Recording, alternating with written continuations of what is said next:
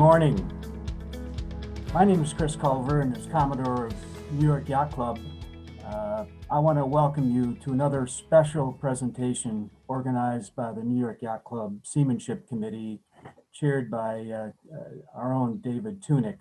It's a beautiful day in Newport, and I hope it is wherever you are. I want to make sure that I hope everyone enjoys this program today. We are so pleased to and proud to have this as a cross-Burgee event with the Cruising Club of America, and I'm going to be introducing Commodore Bob Medlin very soon, as well as Storm Trysail Club, and I know Commodore Ed Cesar is on as well. You know, the collaboration amongst our clubs has been an ongoing discussion for several years, especially around the important topic of safety at sea, and we look forward to a continued path forward in these important collaborative efforts. A recent study of fatalities has shown that traditional methods of recovering overboard crew members should be improved, and that's one of the cornerstone reasons we are here this morning. The Seamanship Committee for the club, and in collaboration with Storm Trysail and CCA, we work hard to provide the best information and support for all of our collective members. And these are, we found to be very important. Feedback is most welcome at the end of all of these events.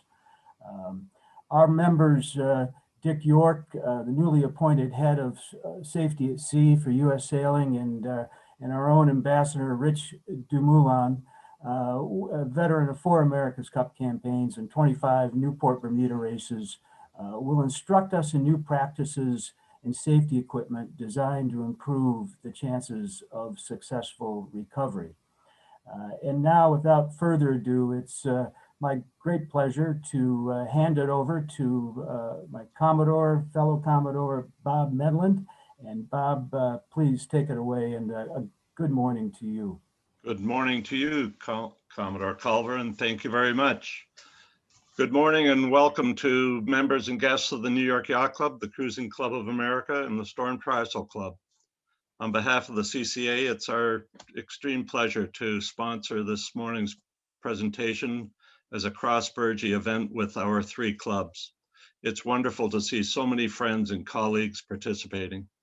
A big thank you to Dick York and Rich Dumoulin for arranging this splendid seminar, Advances in MOB Recovery, with our esteemed panelists sharing their lessons and experiences for our benefit. We look forward to hearing how planning, preparation, practice, teamwork, and leadership contribute to a culture of safety and protect ourselves. Thank you very much, and I'd now like to hand it over to Commodore Ed Cesar of the Storm Trysail Club. Ed? Yeah, thank you, Commodore, and thank you, Commodore Culver.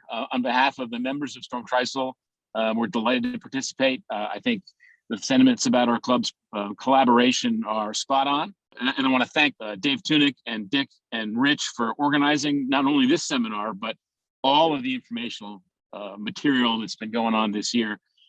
I think one of the side benefits or one of the silver linings of the pandemic is giving us all a chance to make best use of Zoom and also to find time to think about safety. And I think everyone will be better off for it once we get back on the water. Thank you, New York Yacht Club Commodore Culver, Commodore Medlin of the CCA, and Ed Cesar of the Storm Trysail Club. And thank you all out there for attending this morning's seminar. I'm David Tunick, your moderator this morning. I'm chair of the New York Yacht Club Seamanship Committee, a rear Commodore of the CCA, and a very happy member of Storm Trysail. And in fact, the 2 principal speakers are also members of all 3 clubs. I myself have been on boats 3 times that have had men overboard. All 3 were rescued, but all 3 were extraordinarily lucky in the circumstances.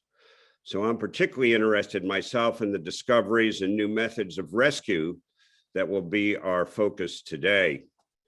So take a minute and imagine you're on Lake Michigan, Long Island Sound, in the Gulf of Maine, San Francisco Bay, or mid-ocean, somewhere in the world, anywhere. It's 2:30 a.m., no moon, blowing 25 knots true, big seas, stinging sideways, rain. You're in a berth of sleep, in a deep sleep, having come off a rough watch only a half hour ago. But a repeated shout awakens you, kind of awakens you. And although you're bleary and tired, you understand what you're hearing, what's gotten your attention and beginning to rev up your synapses. The shout is man overboard, man overboard. What do you do? Well, that's what we're here for this morning, to explore in the way of recent discoveries. And you're going to hear principally from two of the best out there on the high seas, Dick York, the organizer of today's event, and Rich DeMullen, probably already known to most of you. In between Dick and Rich, you'll be the beneficiaries of more of the best, our three panelists, when you'll hear firsthand about real-world man overboard recoveries and how the U.S. Navy trains its officers in best practices for retrieving men and women overboard. Some logistics before we begin. The usual, if you have questions, click on the Q&A button that should be at the bottom of your screen when you drag your mouse down. Click where it says Q&A, not chat, and you can type in whatever you wish to ask at any time throughout the program. We'll do our best before we finish to get to every question that comes in. A word about the initials MOB. It stands for man overboard, but generically means a man, a woman, a child. We in the safety world of yachting had tried COB for crew overboard, but there were those who thought it referred to corn. And we've tried PIW for person in the water, but it's MOB that 99% of boaters use. And in fact, that's what's on a lot of emergency buttons that you can click on a boat today. So we use it here today, MOB, without any prejudice to gender. With that, it's my privilege and pleasure to introduce my close friend and sometime shipmate, Dick York, who, as you've heard, has just become the head of safety for U.S. sailing. Dick has also circumnavigated westabout over a 3-year period on his own J46 and has owned a lobster type of powerboat. He sails out of Larchmont Yacht Club and in his real life spends about 24/7 on safety matters. He recently conducted a groundbreaking study of man overboard fatalities that gives dramatic insight to what contributes most to losses of life at sea. Dick, over to you. Thank you very much, David. That's a great introduction. Let me begin to share my screen here. I'm going to talk a little bit about where we stand. As David said, we've done some studies, so we're going to talk about some changes we're going to make to our doctrines, and also what is right that we didn't change. Renee is going to talk a lot about practicing on your own boat. And frankly, the Navy does that really well. Michael will talk about an MOB incident, and none of them are standard, folks. Michael's going to talk about one in the middle of the night, shoot up, 25 knots, going downwind, surfing at 22, not the right time to have somebody go over. Jeff will also talk about a non-standard MOB recovery, 3 a.m. or so, 70 knot squall, lays your boat aback, and he's going to describe a lot of good seamanship that got him so he could recover the crew that went over. Rich DeMullen's going to talk about staying aboard, some promising new ways of rescuing people, and a little bit about power boats. So let me go on to my section. Many of you have heard of the incident during the Chicago Mackinac race in 2018. The TP-52 Ameti, with a very experienced crew, started the race. It was winds were 17 to 22, gusting to 25, 6-foot seas, close reach, and they lost a man overboard over the stern. He was a 55-year-old triathlete. His vest never inflated. They took 3 attempts to return and recover. They did it within 6 minutes, and never got more than 150 yards away from him. Nonetheless, he drowned. So this incident brought into focus, had a lot of discussion around the sailing and safety community, started bringing in focus the questions we had. It was later punctuated by another drowning, not about at the same time that Michael may tell you about, where a skipper fell off in Monterey Bay.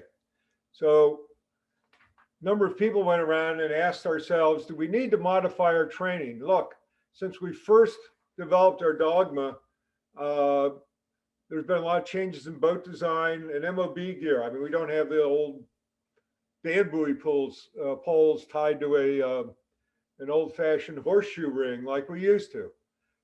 We've got some new techniques in MOB recovery and some new tools, such as the AIS unit you may put on your life jacket that will help your boat come back to exactly where you are. So I was lucky enough to be able to manage a study of MOB incidents that David talked about.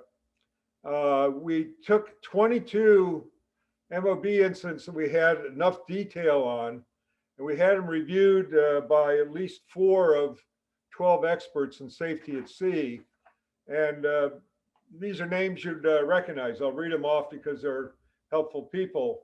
Ralph Naranjo, Rich DeMullen, Chuck Hawley, Sally Honey, Stan Honey, Tad Lamont, Sheila McCurdy, Michael Maradzada, Karen Prelo, Mark Roy, Ted Parrish. We also looked at 50 other ones, whatever detail we had, and 100 other incidents. And we looked at both successful and unsuccessful recoveries because we wanted to know what we were doing well that actually worked versus what didn't work. So I'm going to run through some of the findings, and I'll do this quickly, but I hope in enough detail so that you all understand the direction we're going. First finding, people drown quickly. I mean, this sounds silly, stupid, but the answer is it does. In terms of prevention, the answer is wear your life vest and make sure it's going to work. When I went around the world, I didn't wear a life vest. I was harnessed and tethered to the boat. I would never do that again. I would wear a life vest and use that to tether myself to the boat. The other thing that we want to reiterate in terms of our training is step 1 has always been to deploy flotation. So that says throw your Mom 8, your man overboard module, deploy that, and anything else in the cockpit that floats, cockpit cushions, anything like that, dump it over the side as soon as you hear or you shout man overboard. Number 1 thing, get something so that the person will float by the time you get back to them. Just in case some of you have not seen what the man overboard module is, you can see it here on the back of my boat. I'm reaching back to pull the button. Pulls the pin to release the Mom 8 or tosses a similar self-launching marker. Clearly, the Mom 8 is a great tool. The person can hold on to that little horseshoe ring that's been inflated, and with a 6-foot pylon up there with a light on top at night, you have a better chance of seeing somebody in waves. Second topic, stay close to the man overboard. This has always been the standard in the United States. We did a good deep look on this, and the answer is the closer you stay, the shorter the search and return is. So execute the quick stop, or another way to slow the boat immediately. And sometimes it's difficult to do, but you just have to stay close. I'm going to show you a section of the video that David sent out. And by the way, I'm thanking Storm Trysail Foundation for letting us use parts of that video. And here are 2 looks at an upwind quick stop. Man overboard! The quick stop is named that because that's exactly what it's designed to do. It's the simplest way to slow down and stop the boat, allowing you to stay as close to the MOB as possible. Once stopped, you can maneuver for a safe recovery. So here's a second view of that same The next step is to simply tack the boat. segment. But do not ease the jib sheet. This will slow the boat in place, almost upwind of the man overboard. The boat is in a hove-to position and will move only slowly. That's what the upwind quick stop looks like. We also taught the downwind quick stop. And again, we're going to reiterate that. And Michael will talk a little bit more about rescuing somebody downwind, but the top two photos show how you can bring the spinnaker in if you luff the boat up. You keep the tack and the sheet tight. In the bottom ones, you can see we've lowered the halyard and brought it down on deck. Obviously, there's an upper wind limit for how far you can carry out this maneuver, but it's probably higher than you think. And it's worth a lot of practice on your own boat to figure out how to do the downwind quick stop. Another finding, and this one is probably the biggest one, biggest change we're going to have is avoid bringing an able MOB alongside. It, frankly, and I'm going to be very blunt about this, we've been hitting people with boats because we try to bring the person alongside the boat. It's difficult to steer a boat when it's going slowly, and modern boats have, you know, if you look at them, have thin, high aspect ratio keels and rudders. Many of them have sail drive units that are nowhere near next to the rudder. Like in the old days, you had a big barn door rudder with a prop right in front of it. So the boat slips and stalls, and the blades stall and the boat slips around. Also, frankly, boat handling is difficult in winds and waves when people go overboard. So our change is the first way we're going to teach people is to use a LifeSling or a throw rope to connect the MOB to the rope, to the boat. Here I am in the last moments of an approach to an MOB. Here's what's going through my mind. Can I bring the woman who's in the water, can I bring her alongside at less than 1 knot? Am I going too fast? Am I going too slow? Whoops, I can't see her because frankly, the bow starts hiding the MOB about this point. And I really hope my spotter tells me where she is. I hope I don't run her over. Am I too far away or am I too close? If I'm too far away, can they grab her? Should I get closer? Is the main drawing too much? All these things are going through your mind as if you try to bring somebody right alongside. So let's go. I'm going to play a short segment of what we teach today, and then I'm going to tell you how we change it. The boat loses the man overboard.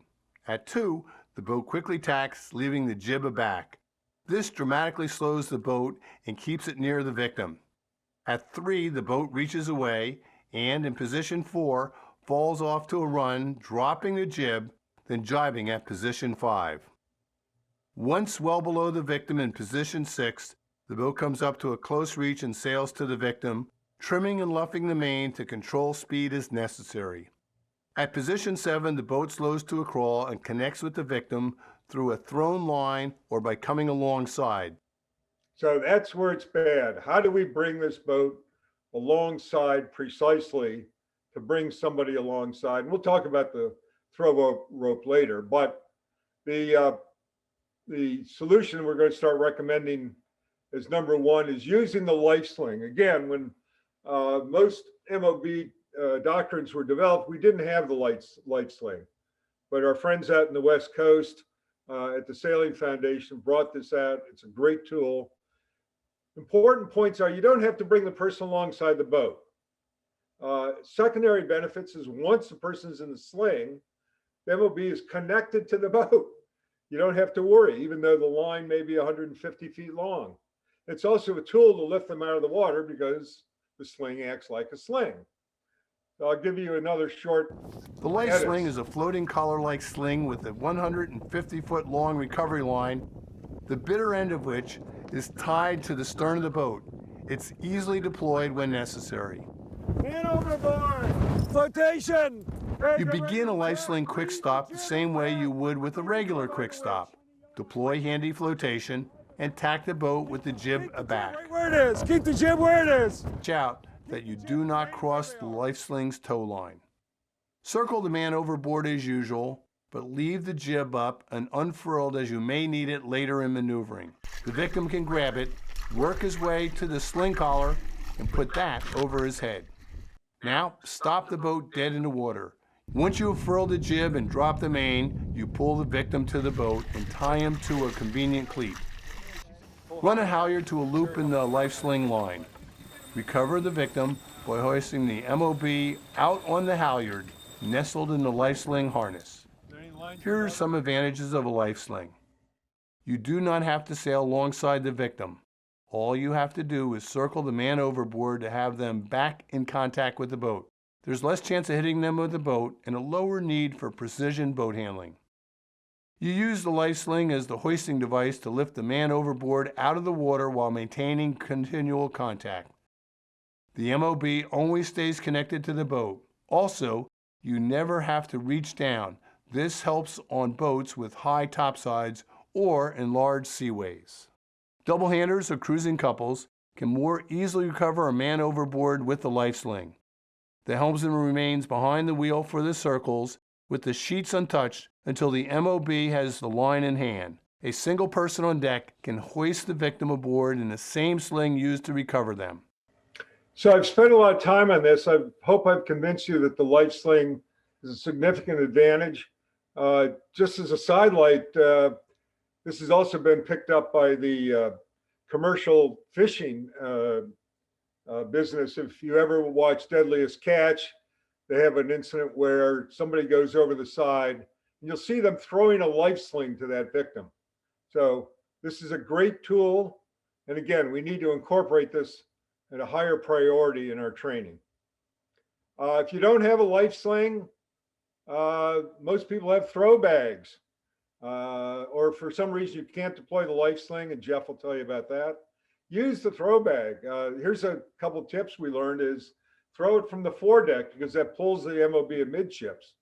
Have a second one in the cockpit if the first one misses. So here's a quick example of a throw bag recovery. Again, this is from that photo I showed you before.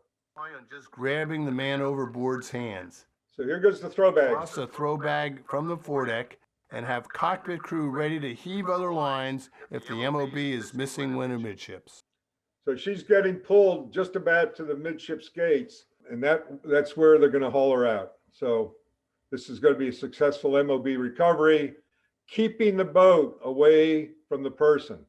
Again, the LifeSling is preferred because you can pick them up like a water skier on a 150-foot line, but this is much better than trying to just maneuver the boat alongside somebody.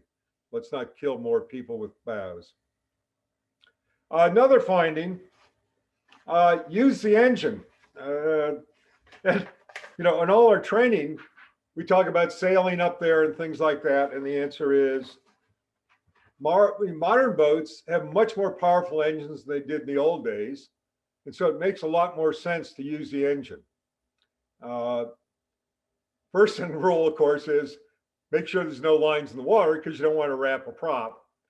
But it certainly helps in fine tuning, especially the last two lengths of a return, where if you're under sail, you've got to flog the main or trim the main. You know, with an engine, it's much, much easier. And certainly if you're going downwind and you have to recover somebody, once you have the chute down, the easiest recovery is to use the main and motor to get back to the person. It's probably the best way. So racers, retrain your brain. It's okay to use your engine during a race to pick somebody up out of the water. Please learn how to use the engine. And again, we're going to be changing our dogma to emphasize this a little more. Personal AIS units. For those of you who don't know the initials, it's automatic identification system. And all boats, most modern boats have these little units that broadcast through a VHF channel to the world where they are and what speed they're going. And many of you have seen that recently in the vessel stuck in the Suez Canal all those little dots are the AIS units on all the boats. So this one goes with your body. It is attached to your body. It picks up the read from the satellite. And this MOB, it's called a MOBI 1, on the man overboard, broadcasts the AIS signal up to your chart plotter. And the chart plotter puts a little dot there and says, that's where you are. That way the boat can return. And if you get really sophisticated, you can also have it connect to your VHF radio. And the minute this thing hits the water, it's going to send out a loud quark. And anybody on the boat that didn't see you go overboard is going to know you went overboard. So AIS units are great. Definitely want to use them, but there's always a but, especially with new technology. You have to know how to program it initially and how to pair it to the boat's radio. There's some nice videos that Mark Lency of the CCA in New York has put together about how to do that. And I can get you those videos if you want. The other thing is you have to know how to turn it on. We had only 2 instances of our 22 where the AIS unit was critical in the recovery. And one of them was an almost funny story. The person went overboard and was swimming around for about 45 minutes before he realized his AIS unit hadn't gone off. So he finally looked down, determined it hadn't gone off. He was able to set it off manually. In 15 minutes, he was back aboard. And in that entire 45 minutes, the crew on the boat was totally dismayed. There were high waves. They didn't know where he was. The person in the water was totally dismayed. Are they going to come back and get me? 15 minutes later, it was all better. Also, like everything else that's modern, you have to test it regularly to make sure the batteries are right, things like that. Where do you carry it? For most of us, you pack it within your life vest. Here you can see it pinned onto a manual inflator. This will be a mouth inflator valve. There's a lot of recent information that the triggering strap on this comes loose from around the vest. What happens is you have a triggering strap, and when the vest inflates, that sets the thing off. These things slip, slide. So if you put it in your vest and you wear your vest for a 4 or 5 day passage, open it up after day 3. I bet you'll find that the triggering strap has either come loose or slipped. So you need to know how to turn it on manually. Other things that come up where the man overboard can add a lot to their own recovery. And there's a number of good papers out on this. There was an incident with a guy named Mark Wheeler off the boat, Meridian. And again, I can get you that paper if you need it. But here's some things that we learned from him and from about 5 or 6 other instances. 1, turn on your light. Don't assume that the light on your life jacket is going to go on. Turn on your AIS unit. We just talked about that. Use the whistle regularly. Whistles have been proven to be very effective at attracting boats. And in several of the instances we saw where somebody's overboard, the life jacket wasn't perfectly fitted. Either it wasn't inflating behind their neck properly. In Mark Wheeler's case, he hadn't had it properly clipped on in front. Rich will tell you about crotch straps if they're not on. The answer is, though, a lot of people have survived if it's not perfectly fitted. So you can make it work probably by crossing your arms over the life jacket. If you have a spray hood, know how to use it. Keep watching, know how to keep from getting cold. Most importantly, you learn from all these stories is have a positive mental attitude. That's what saves you. A couple cases we had where the person slid overboard and was tethered on. Both of them were from the foredeck. This brought up a lot of discussion. The answer is if somebody's sliding off the foredeck, for example, on a jib change and you're going upwind, tack the boat aback, heave the boat to, such as what we did at the start of the quick stop. Have a hove to boat.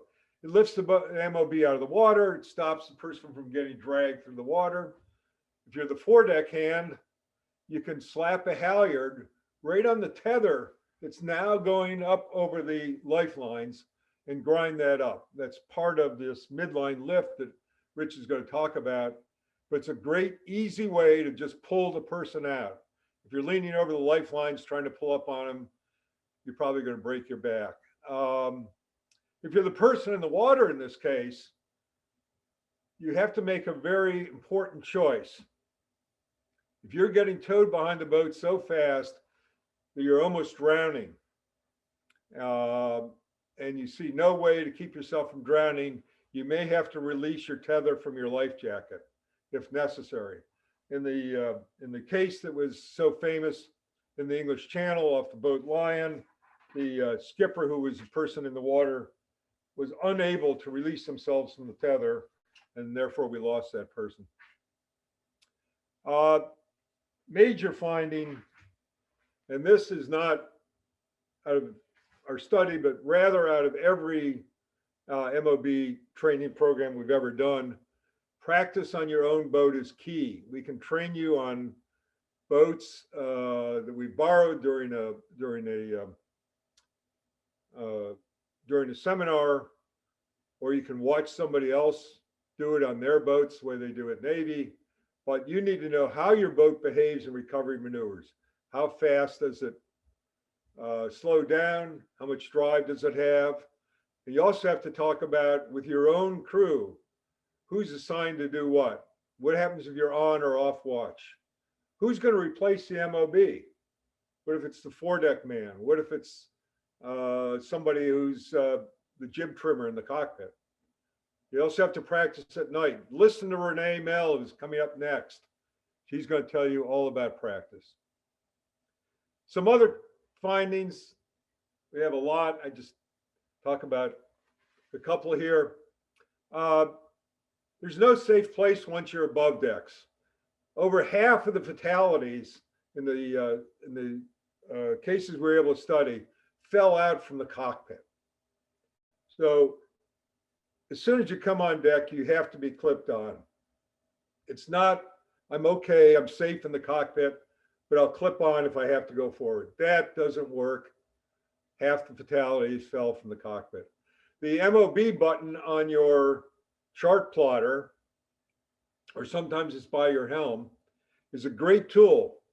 When you push that and ignite the navigation devices, it marks where the person went overboard, not where they are. The AIS unit will do that because there's drift, but it does mark where the person is, and that's key in going back.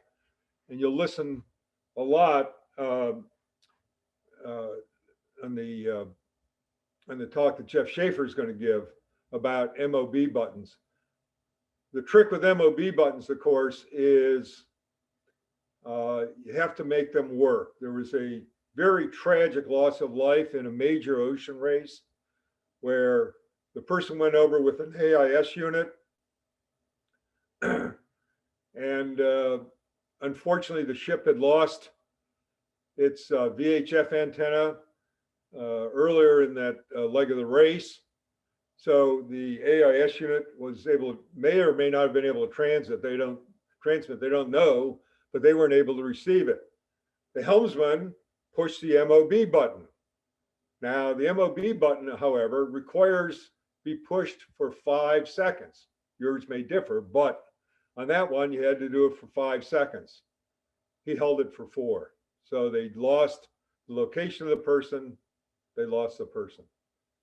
Other things, issue a mayday in both Michael and Jeff's presentations later. They mentioned that they issued a mayday. This is great seamanship. We don't emphasize it enough. Remember, you can always cancel a mayday, but it doesn't hurt to get help. You need good lights for night recovery. The way we talked about scattering scattering cockpit cushions and things like that. During the daytime, a number of boats have gotten floating flashlights. Turn them on, throw them out, makes it easier to find the person at night. The same way a cockpit cushion may help you locate somebody during the day. Obviously, you need strong spotlights. Know your equipment. Again, LifeSlings, AIS, Mom 8s, all these things require maintenance. Make sure you maintain them. A problem that we haven't solved yet is how do you pull a person out on a smaller boat? There were 2 fatalities, one off of Moore 24. Again, Michael may tell you about that one, and another one off in Etchells. We haven't solved the problem. When you get the person alongside, how do they actually get them out? I'm going to take about a minute here to talk about drowning. At the end of the AMETI analysis, somebody, I don't know whether it was Sally Honey or somebody else in that group, just happened to throw in the fact that drowning does not look like drowning. If you're a lifeguard, this is nothing new. For all of us who haven't been, the answer is you don't know what a person looks like who's drowning. They're not sitting there waving their hands, folks. That's not what's happening.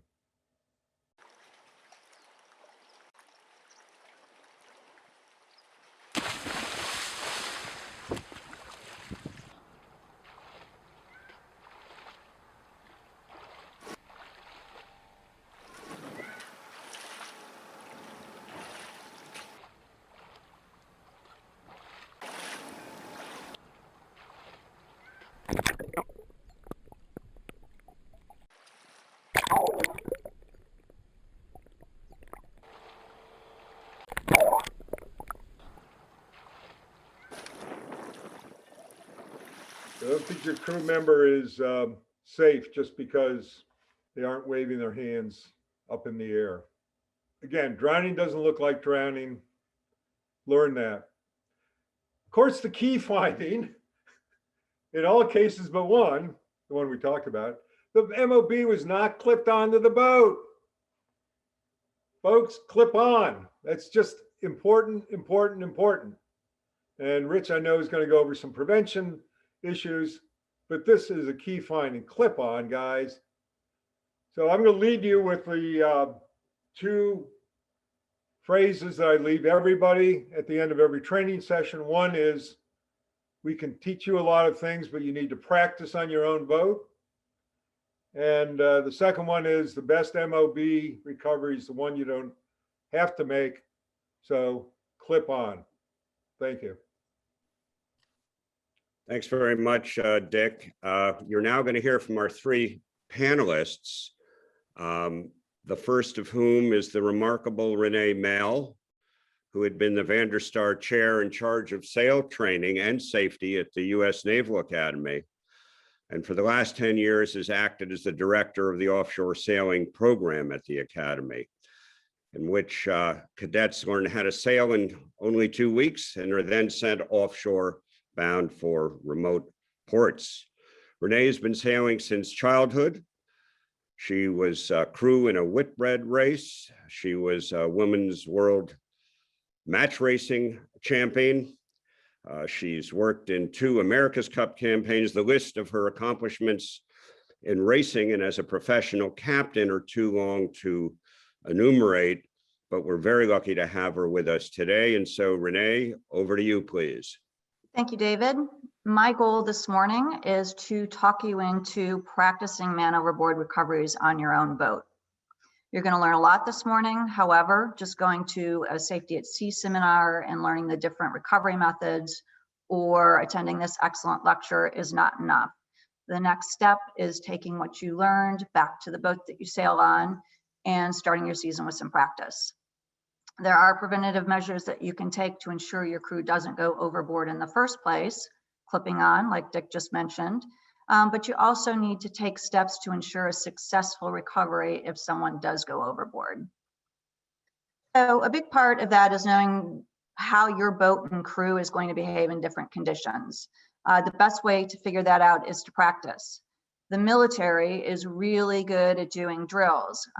Their philosophy is excellence in the basics, so that if conditions change in a real world situation, they can adapt quickly on what they've learned when in time critical situations. That is exactly what we do with our 2 offshore sailing programs at the Academy. I'm going to help you take that step on your own boat by describing what we do so that you can develop the safety culture on the boats that you sail on. At the Academy, we have 2 big boat programs, the offshore racing team, which you might be familiar with, and my program, which focuses on professional development. And we teach the midshipmen experiential leadership, seamanship, and navigation in the course of a month. The common denominator with both of our programs is that probably about 95% of the midshipmen do not have a sailing background when they start our programs.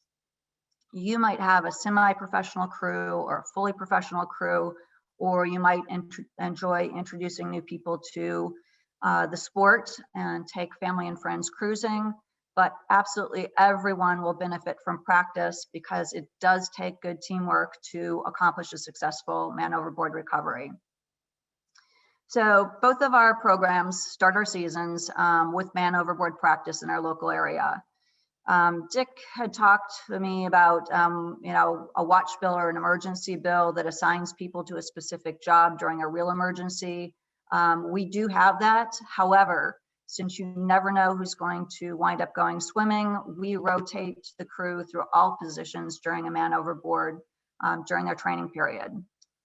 We have Navy 44s, which are big, heavy, traditional style boats. We also have donated boats that the racing team uses that include Reichel Pew 66, a TP 52, Kerr 50, a couple of FAR 40s, and we use different recovery methods based on the boat type.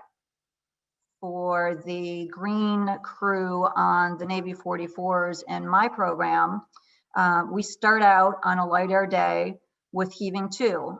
We talked earlier about, stop the boat however you can and stay close to the person. That's a great way to do that. If you have a huge mess on your hands, just simply heaving to will stop the boat and keep you in the vicinity of the person in the water. That also gets the boat into a safety position. It stabilizes the boat so that the crew can focus on any emergencies that come up, since you only need a helm to keep the boat in position. It also demonstrates what happens when you tack the boat but not the jib. So it's heaving to. It happens to be the first step in the man overboard quick stop maneuver. So next, the skipper or the helm will demo a quick stop, which is what we use on the Navy 44s. I recommend for the first time starting, with our program, because we have all novices, we start from an upwind position to cement the process before adding the next level of difficulty, which would be maybe, you're sailing along on a beam reach when the person falls overboard. So there is a little bit of trimming involved as you come up and go through your heave to. It helps if you bring some visual aids to use on the boat, like the diagram of a man overboard drill. That helps the people who are visual learners at least get that process in their head. It also helps if the skipper talks through the process as they do their first demonstration of the man overboard. Again, that's good for people who are better auditory learners. And then the skipper will debrief what they did right and not so right afterward, and then get each of the crew members to do the same for the position that they were in. It's not a bad thing if the skipper messes up the approach on the first man overboard, because in the debrief, it points out, you can use that as lessons learned. It points out what went well, what didn't work well, so that the next time that you do it, you can focus on those things and get those basics down. In our practice, in both offshore teams, we rotate, for instance, clockwise one person, whether you have a full crew on deck or whether you just have a watch section on deck. Say the main trimmer goes to the helm goes to trim goes to the foredeck comes back to trimming the main. And we also utilize our crew, the person who just did the position, to talk to brief the person that's about ready to try it for the first time, So that helps, again, cement that process in their head. This helps a lot for the people that learn best by actually doing things, or kinesthetic learners. Plus, the added bonus is that rotating crew through all the positions is going to help them understand what needs to happen at each station and how their actions are going to impact others on the team. You'll be able to see what position your crew does well in also. Another added bonus is that it makes it more fun for the crew who, maybe the person that just does the tack line on your boat never gets the opportunity to drive the boat. Makes it a little bit more fun for them. They're more likely to come back. They see that you have dedication to making the boat a safe place to be, and it just increases their overall skill level as well. Dick talked about, the importance of turning the engine on in a high performance boat. Add that into your practice. So again, it builds that muscle memory. We do practice turning the engine on at some point during the quick stop, just so, again, when it comes to crunch time, it becomes an automatic response. That's what you do. You put your hand on the key before you, and then the throttle, and then before you engage it in gear, you ask for a line check overboard so you don't compound the problem that you may already have on the boat. So next up, keep doing this until everybody is comfortable on the final approach timing and how the boat handles in light air, and then do it again on a medium air day. I guarantee you the boat will likely react differently. Then you go out on a day when there's 20 knots in chop or big ocean swells. And again, if you have a boat that you can reef the mainsail, throw a reef in the main, because you might find that you need to start your final approach back to the person in the water a little bit sooner, because you're going to go sideways once you take the jib down without a full main. That gets you familiar with how your boat handles in different conditions. And then, because people rarely fall overboard on a nice calm day, get you practice when things are a little bit more intense in different weather conditions.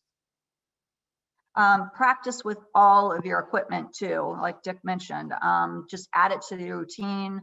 If you're using a throw cushion as your man overboard, take the heaving line and practice trying to hit it with the heaving line. It's actually not that easy to throw and actually be accurate. So if you practice with it ahead of time, you're one step ahead of the problem.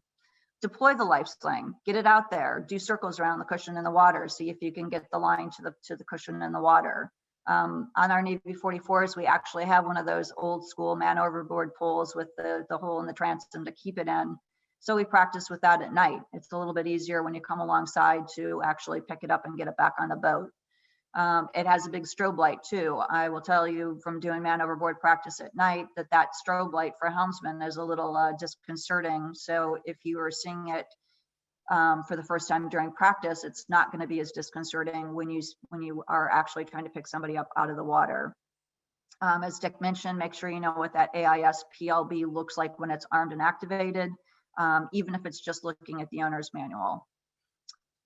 All crew need to know how to use that VHF radio. When we're doing our drills, we actually have the navigator hit the man overboard button, and on our Furunos, you can do a 2-touch thing. There's a soft key on the screen you can use.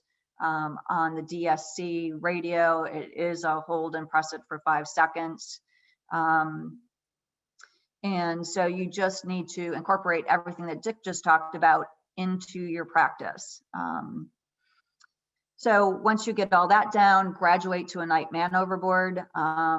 We have found that using one of those 2.5-gallon water bottles filled up with a little bit of water and a glow stick is actually pretty visible at night with a little bit of chop. We have also tried to use our orange K-Pox with a strobe light. Sometimes those flip overboard or flip upside down, so you can't see the strobe, and it is a little bit harder to find. And I can tell you that if you can't find it and you don't report it to the Coast Guard, you might get a call the next day from the Coast Guard who might be a little upset that they've just spent a little bit of time looking for the person that might have been in that. Because, as everybody knows, if you have anything that floats on the boat name should be written on it, so they can track you down and find you. On that note, it's also a good idea when you do night man overboards to issue a secure day call for any traffic in the vicinity who might see your strobe light or something bobbing in the water that looks unfamiliar. So we continue to drill once we get out on the ocean, since those conditions are going to be a little bit different than when we get in the bay. The racing team does Delmarva or Delaware, Maryland, Virginia Peninsula circumnavigation.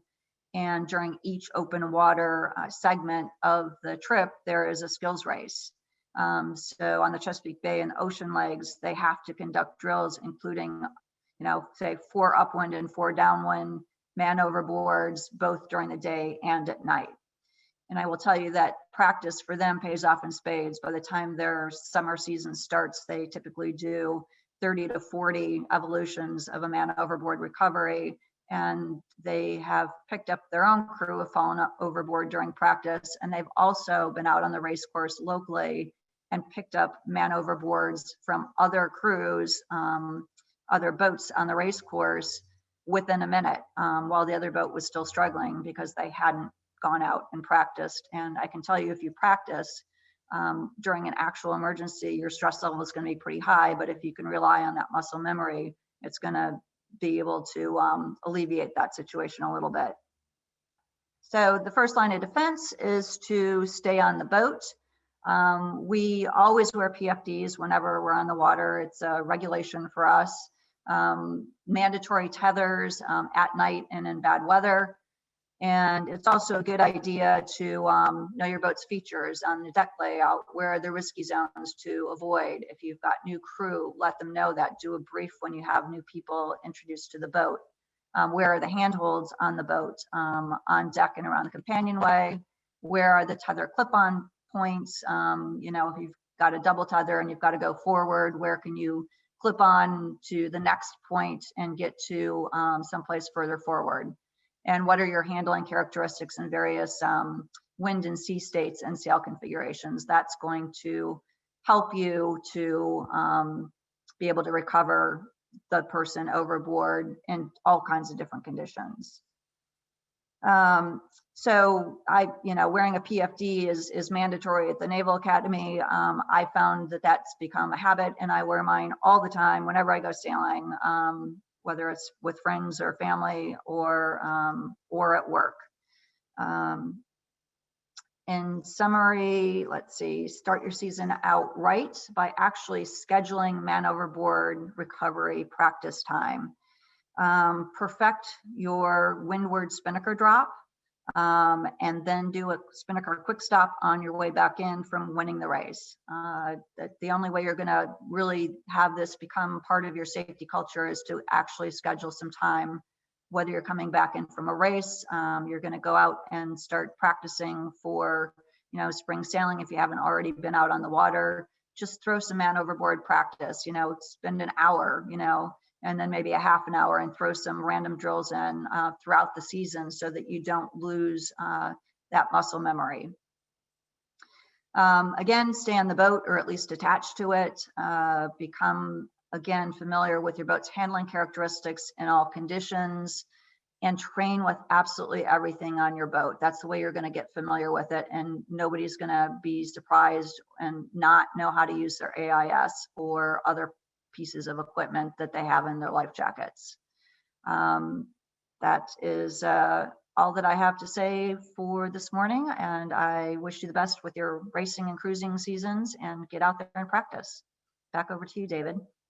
Good. Thanks very much, Renee. I've had my boat in Europe for more than 20 years now, and I learned very quickly over there that there was no shame. And 20 years ago, you were considered a little bit of a wimp, I suppose, unfortunately, if you wore a PFD all the time. And so we adopted that practice, and we never leave the dock, a mooring, an anchorage without everybody in PFDs. We have the same tether rule that you were espousing, always at night, always when shorthanded, always in any kind of inclement weather, and always whenever I say so to crew. And so next we're going to hear from our next panelist, Michael Morazada. Michael, I think of Michael as the CCA member extraordinaire because he does so much, including acting as our webmaster. He's an avid ocean racer, was Commodore of the Pacific Cup for a time, and he's been in innumerable Transpac races, half of them with podium finishes. Most recently, he and his team took first in division in the 2019 Transpac aboard his Santa Cruz 50. Michael's going to tell us about the rescue from his boat in the Pacific in the middle of the night of one of the best known yachtswomen in the world. And so, Michael, you're talking to us from San Francisco, where by now I hope it is daylight. You got up awfully early. Oh, it looks very bright behind you, Michael. Excellent. Okay, well, so yes, Michael. I'm speaking from the middle of the Pacific. Actually, we've got the actual crew here behind me in my virtual background. Thank you very much, David. I'm going to share, I hope, our slides here. And I called this, can you see that screen there, David? Great. I call this Pride Goeth Before a Fall Overboard. I want to tell the story. We had just an unbelievably excellent crew. I was feeling pretty confident about everything I knew. And let's see if I can get this to go forward. Here we go. As David mentioned, I'd been a Commodore of the Pacific Yacht Club twice. I'd done, I don't know, a dozen trans-Pacific crossings in the Pacific Cup or Transpac. As the communications boat and racing, I had coordinated a number of rescues, directly participating in the tragic, fatal low-speed chase incident. I'd done a mid-ocean rescue of a boat about 1,000 miles offshore. Pulled a guy out of the water who'd be dead otherwise at St. Francis Stag Cruise. That's kind of a shameful story. And had been asked by U.S. Sailing to look into the Morpheus incident that I'll talk about very briefly. So I was, as I said, feeling very clever. We had an amazing crew of America's Cup and Vendée Globe veterans. I led a CCA seminar on how expert sailors get into trouble by being overconfident. So what could possibly go wrong? Well, we'll talk about that in a second. Very briefly on the Morpheus incident, as David mentioned, this was a Moore 24. The skipper, a very experienced sailor, somehow fell off the boat. It was a local race, no lifelines. The crew had not really spent much time practicing man overboard. Their gear was somewhat deficient. The life jacket did not inflate. As near as we can tell, and the Coast Guard conclusively concluded, what had happened was on the attempt to retrieve the man overboard, they probably hit him with the hull and fractured his neck, and he drowned. And this was sort of an unfortunate series of events. There were actually 4 total people in the water falling or jumping for various reasons. So, the lessons we had taken from that were service your inflatable and practice, much like Renee was talking about. I've got a link to the report there. So with all that in mind, all that safety information, and I had presented at a number of U.S. Sailing Safety at Sea seminars, thanks to my friend Chuck Hawley, who invites me to these things. We were ready to go. Got my boat, my Santa Cruz 50. It has previously won Transpac a bunch of times. We follow all the safety equipment rules and exceed them. First-rate crew, same rule as David describes on life jackets and tethers. We won the first leg of our race, finishing in Monterey, actually where we nicely reconnected with some of the people we'd been doing the U.S. Sailing Inquest with. We start leg 2, 25 knot winds, 4 to 5 foot seas. What could possibly go wrong? Coincidentally, these are the same conditions that the skipper, the Morpheus, went over it. So because it's rough, we're careful. I have to confess, we performed a somewhat cynical man overboard drill on the way to the start in San Francisco. I realized that we had not performed our annual test. So we threw a cushion overboard. I pretended to be the person in the water, so I took myself out of the equation, turned the helm over to whoever showed up to do it. It was Tom. And, you know, after 2 or 3 passes, we picked up the cushion, called it done, and discussed it briefly. So that was a negative on us. On the other hand, all the gear was right. I had inspected every life jacket, installed these Moby 1 beacons, which are fabulous. Never, by the way, had any issue with the string coming loose. Put in a permanent man overboard button. We mounted and repacked all the man overboard gear, and we had jacklines. So we're doing all the gear stuff right. We were having a great run down the coast, broad reaching at 20 knots. Looking at the log, we had actually hit 28 knots at one point. I get up at midnight to come up with Molly for my watch change, and we round up because that happens in heavy weather sometimes. Dee, and I'll talk about her in a second, flies past me. I'm sitting on the low side, she's on the high side trimming. I hear a squeal and a body whoosh past me. She goes over the lifelines and into the water. Michael, so what do we do? Take a minute to explain who Dee is. I thought I had a slide on her, but I apparently don't. Dee Kafari is, as David said, she's just a phenomenal yachtswoman. She was granted the honor of a member of the British Empire in the Queen's Honors List after one of her early circumnavigations. She circumnavigated 3 times solo, twice the wrong way, 6 times circumnavigation, including the Vendée Globe. And I have to add, I could not ask for a more charming and competent crewmate on the boat. In fact, for our second crossing, when she came along, I actually promoted her to watch captain, which was very generous of me. I was fortunate to sail with her. And she's going to talk, she has talked about it, and I'll relay what she had to say about this as well. So body flies past me. Everybody hollers man overboard. Molly, very competent, keeps her eye on Dee, moving to the back of the boat. Liz, who had been my navigator, former Rolex Yachtswoman of the Year, makes the Mayday call on VHF, and did contact, had a conversation with Coast Guard. In fact, it wasn't a Mayday call to the sky. I'm going to talk about what Brett did on the wheel in a second, because that was critical to this working. Because she flew right past me, I turned around to reach and grab her out of the water. Because of course she's tethered, except for one problem. She's not tethered. She's in fact 30, 40, 50 feet behind the boat. As I move back to the transom to retrieve her, I hit the man overboard button, which sets off even more alarms. And at least Harry and Patrick moved to the foredeck to start to douse. One thing we do not do is launch the man overboard gear. And the reason for that, Molly is there ready to do that, but she looks back and sees that Dee is already at the transom. And the reason for that, which I'll talk about in greater detail. Oh, there's Dee's picture. The reason for that is that Dee is a superb athlete, and she has not let go of the spinnaker sheet. So Dee is extremely fit. As she said, I knew they were trying to get the spinnaker down, and I was hindering that by holding onto the sheet, but there's no way I was going to let go of it. She held onto that thing. The spinnaker sheet, we believe the pressure on the sail pulled her back to the boat, so that by the time we got to the transom, she was actually at the transom.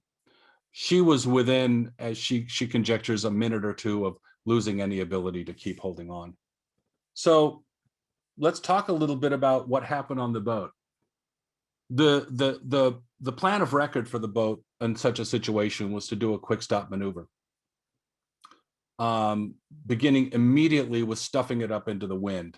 I believe that our boat could take, virtually any kind of punishment a spinnaker could give it. What we were doing was we had been going about 22 knots. As the roundup began, we slowed down. We can see here, I don't know if you can see my cursor, probably not, it's too small. You can see here This is probably about where D fell overboard at 6:52:23. Within half a minute, we've brought the speed down to about 2.5, 3 knots,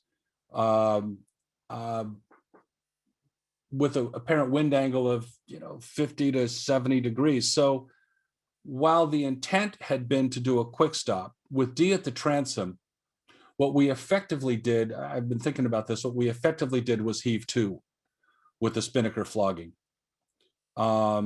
Within a minute or so, we had the speed effectively at 0. It took us several minutes to bring D aboard for a couple of reasons I'll talk about. But stopping the boat was critical. Even if she'd been separated from the boat, it would have reduced the separation. With her connected to the boat, it gave us the ability to go from a terrifying emergency to a merely scary emergency. We had separate activity going on at both ends of the boat.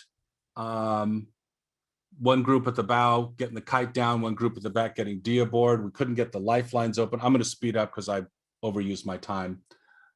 So we needed to attend to getting the lifelines more workable. The lessons we basically have are, practice and demand a culture of safety. D freely admits that, she should have been tethered. She wasn't tethered. It was a mistake. We had a spare life jacket. That was very handy. The man overboard beacon performed well. You want to be sure you can open your lifelines if that's part of retrieving somebody. Having a spare set of clothes was nice. For the individuals, clip in, take the boat to the wind when you got the kite up so you can get it down. Skipper needs to coordinate communication and make sure you can open the lifelines. And these people are all still alive, so it all worked out. And sorry for rushing at the end, but I did set a timer so I wouldn't overdo it. Thank you. Thanks very much, Michael. Very illuminating, and sounds as if you would have been able to rescue her anyway. You'd stop the boat, even if she hadn't held on to that spinnaker line. Honestly, I'm not confident that's the case. It was blowing 25 knots. There were high seas. That's a very risky situation. Without being connected to the boat, we both believe she's lucky to be alive. Thanks to you and to your crew. Next up, speaking to us from Milwaukee today is a Great Lakes sailor, Jeff Schaefer. And the first thing you want to know about Jeff is that he has recently been awarded U.S. Sailing's Arthur B. Hansen Rescue Medal, which is given to recognize the significant accomplishment in seamanship, which has saved a life. This is a really harrowing story. Jeff's going to tell you about competing in the 2020 hook race out of Racine, Wisconsin, on his J111 Schmokin' Joe. He's been sailing for 57 years, moving up. He's been in charge of and in 18 Chicago Mac races, Bayview Mac races, and has sailed quite a lot double-handed as well. So Jeff, if you would take over this podium, please. Thank you. Thank you, David. It's great to be here this morning and share this story with everybody. Just first I'll go through what kind of led up to the incident, and then I'll talk about what we experienced and then what we did to get Sarah back on board. Just a little background. This was this last summer. It's a 2-day race from Racine, Wisconsin up to Menominee, Michigan, about 189 miles long. Starts on a Saturday. It's usually a Saturday-Sunday race. Generally, the course goes along the western shore of Lake Michigan, up along the Wisconsin shore.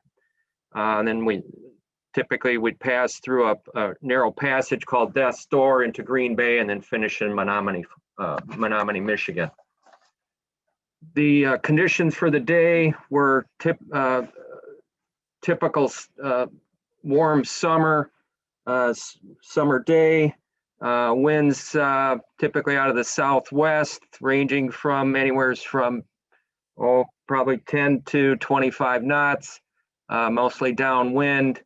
Our course north was somewhere in the 335 to 360 direction. We've seen these type of conditions in the years past. There was a prediction for severe thunderstorms. Severe thunderstorms, as you may know, they make that designation when the winds are expected to be over 50, could be over 50 knots. So we have satellite connection on our boats, and we were able to watch the development of these storms. Actually, they were predicted, so we kind of did some pre-planning in regards to that. Actually talked to the crew on what might happen and what my intent was if we felt that there were going to be those types of storms. So that evening we were tracking these storms developing over northern Wisconsin. They indeed developed in that midnight to 3 a.m. Time frame. So one of our pre-planning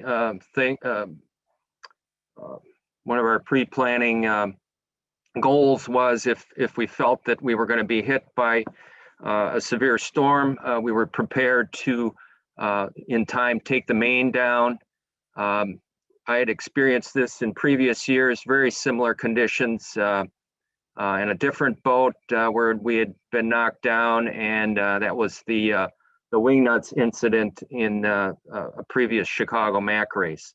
So indeed, approximately 3 a.m. in the morning, I made the call that that's when our watch change occurred. So we had all hands available. I called to get take the main down, properly lash it to the boom, and we were sailing along in a nice southwest breeze with our number 4, watching the storm approach. Not visually because it was a very dark night. So 3 of our crew members went down below on watch, off watch, and then 5 remained on deck, myself being the helmsman.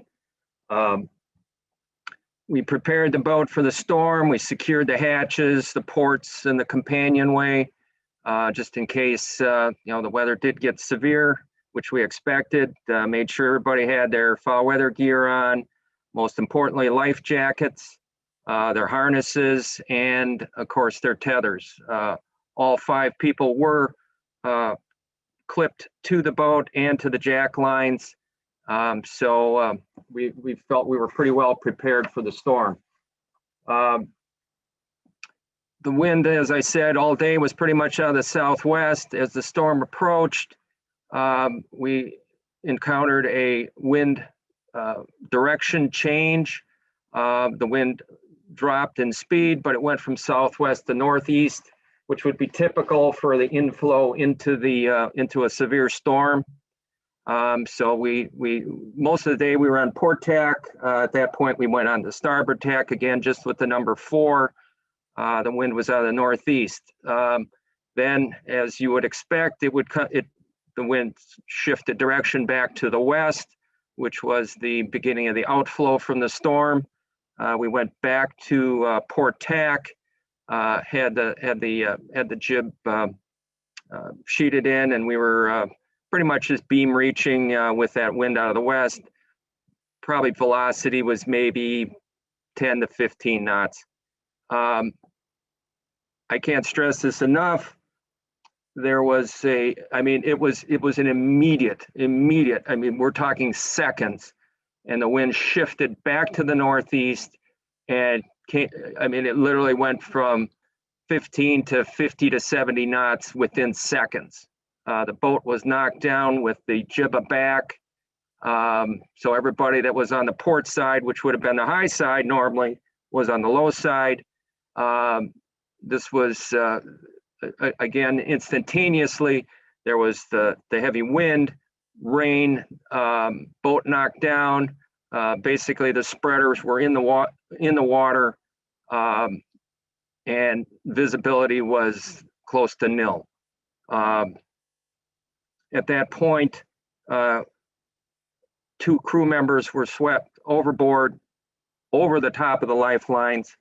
Both, as I said before, had been tethered in, but inexplicably, one of the tethers, the quick release at the harness, released, and that was Sarah.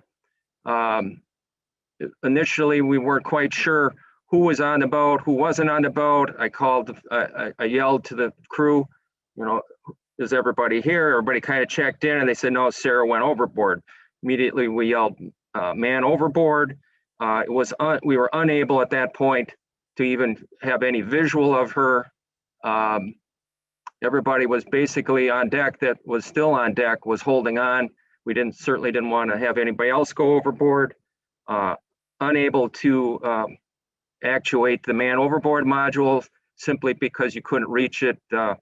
If you tried to do that, basically somebody else would go overboard.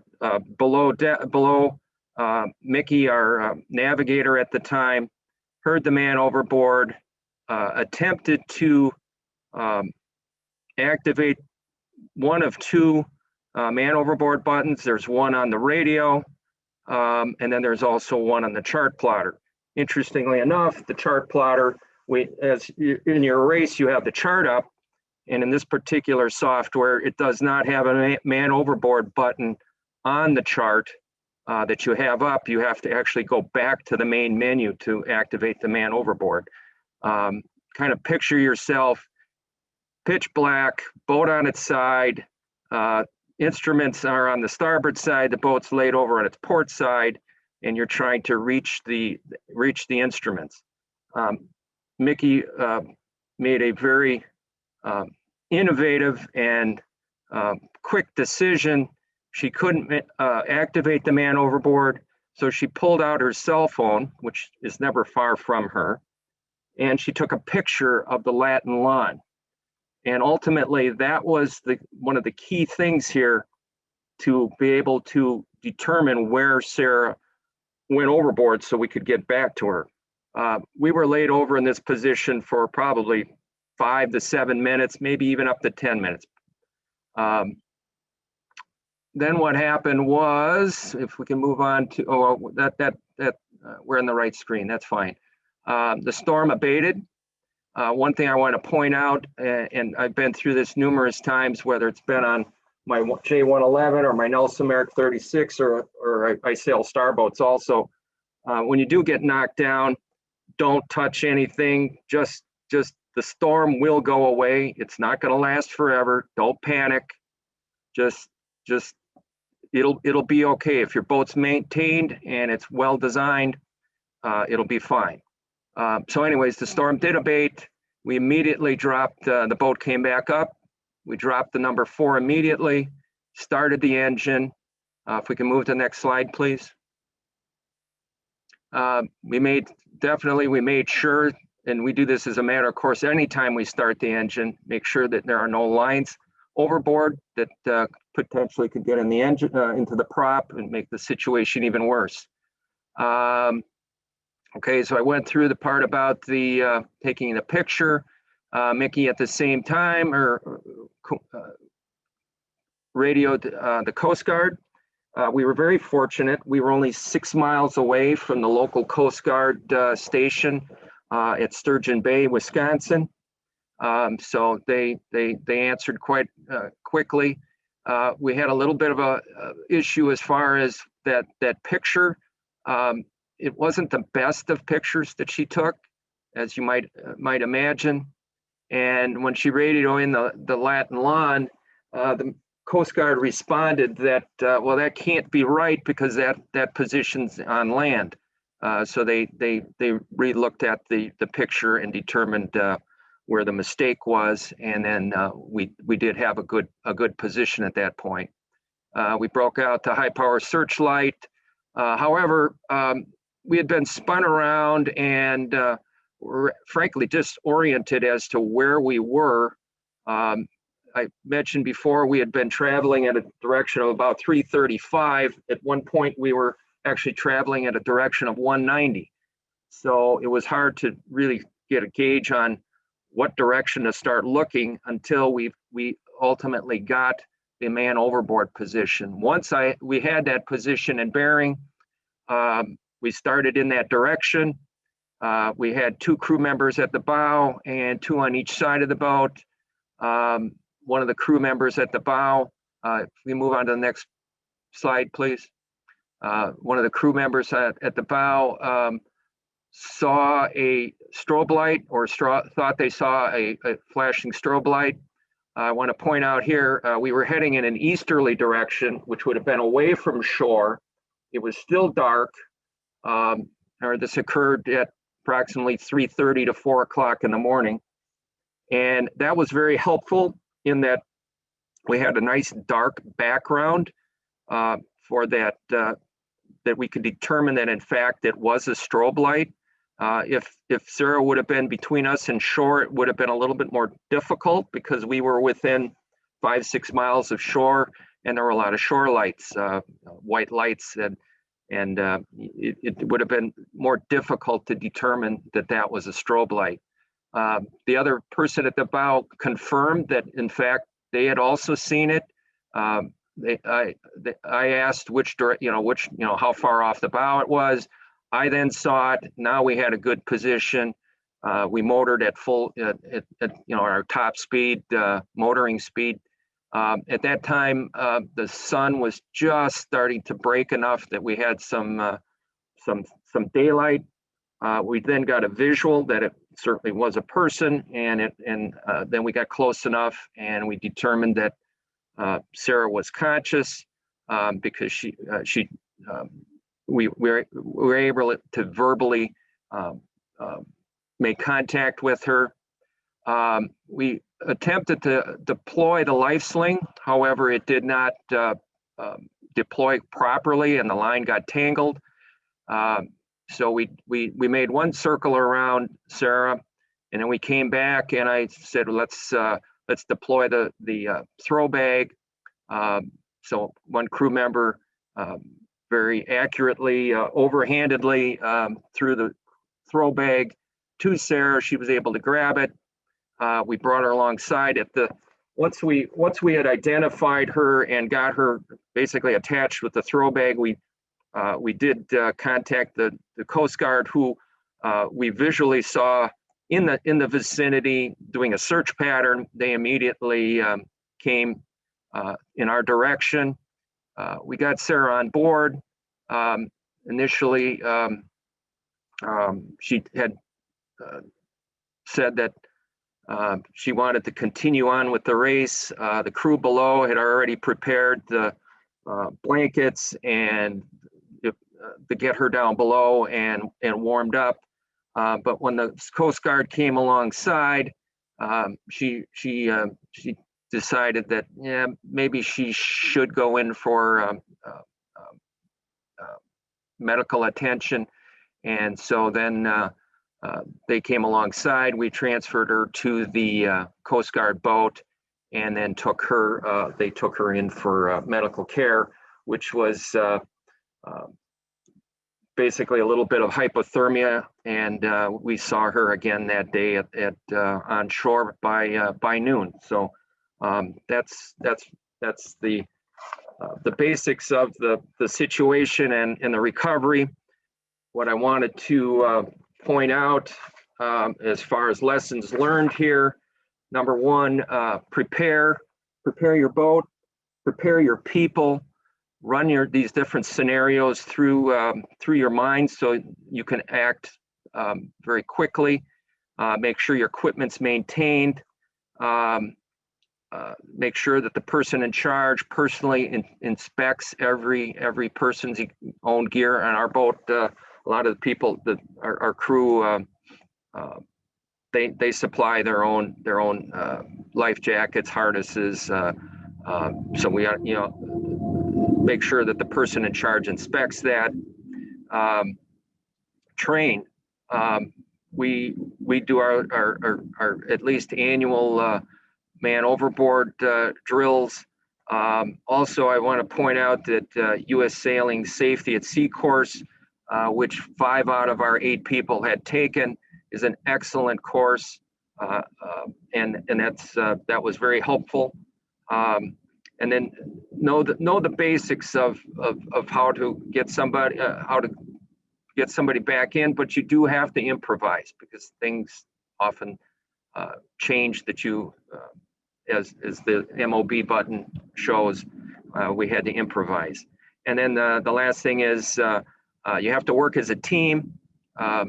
We did get this award this year, but I've always said that this was certainly a team effort. Everybody had a part in it, and but you do have to have a person that's in charge to direct the team. So that's we were very fortunate that we were able to get Sarah back on board, and it was not a situation that I'd like to do again, but it turned out well. So thank you for this opportunity to share this story with everybody, and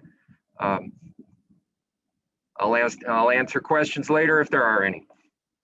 Jeff, thank you very much. That is an incredible story, and it was great preparation, clearly, of the boat, the crew, the equipment, the maintenance of the equipment, the execution. The award for exemplary rescue was more than deserved, and it should be mentioned that the award went to the entire crew, but you get full credit for being a great leader and making it happen. Thank you very much for your presentation. Welcome. And so now on to Rich DeMullen, consummate volunteer and yachting superstar. Besides the America's Cup campaigns, transatlantic races, the 25 Newport Bermuda races, Transpac, Sydney, Hobart, Fastnet, you name it. Rich has also campaigned double-handed for 20 years, and he and Rich Wilson still hold the record for the run from Hong Kong to New York on the clipper ship Sea Witch that had stood for 154 years, and they've now held it for something like 20 years. For the past 25 years, Rich has organized hands-on safety at sea seminars for the Storm Trysail Club that have trained over 5,000 young people and 2,000 adults in seamanship, leadership, and safety, including revolutionary man overboard recovery procedures.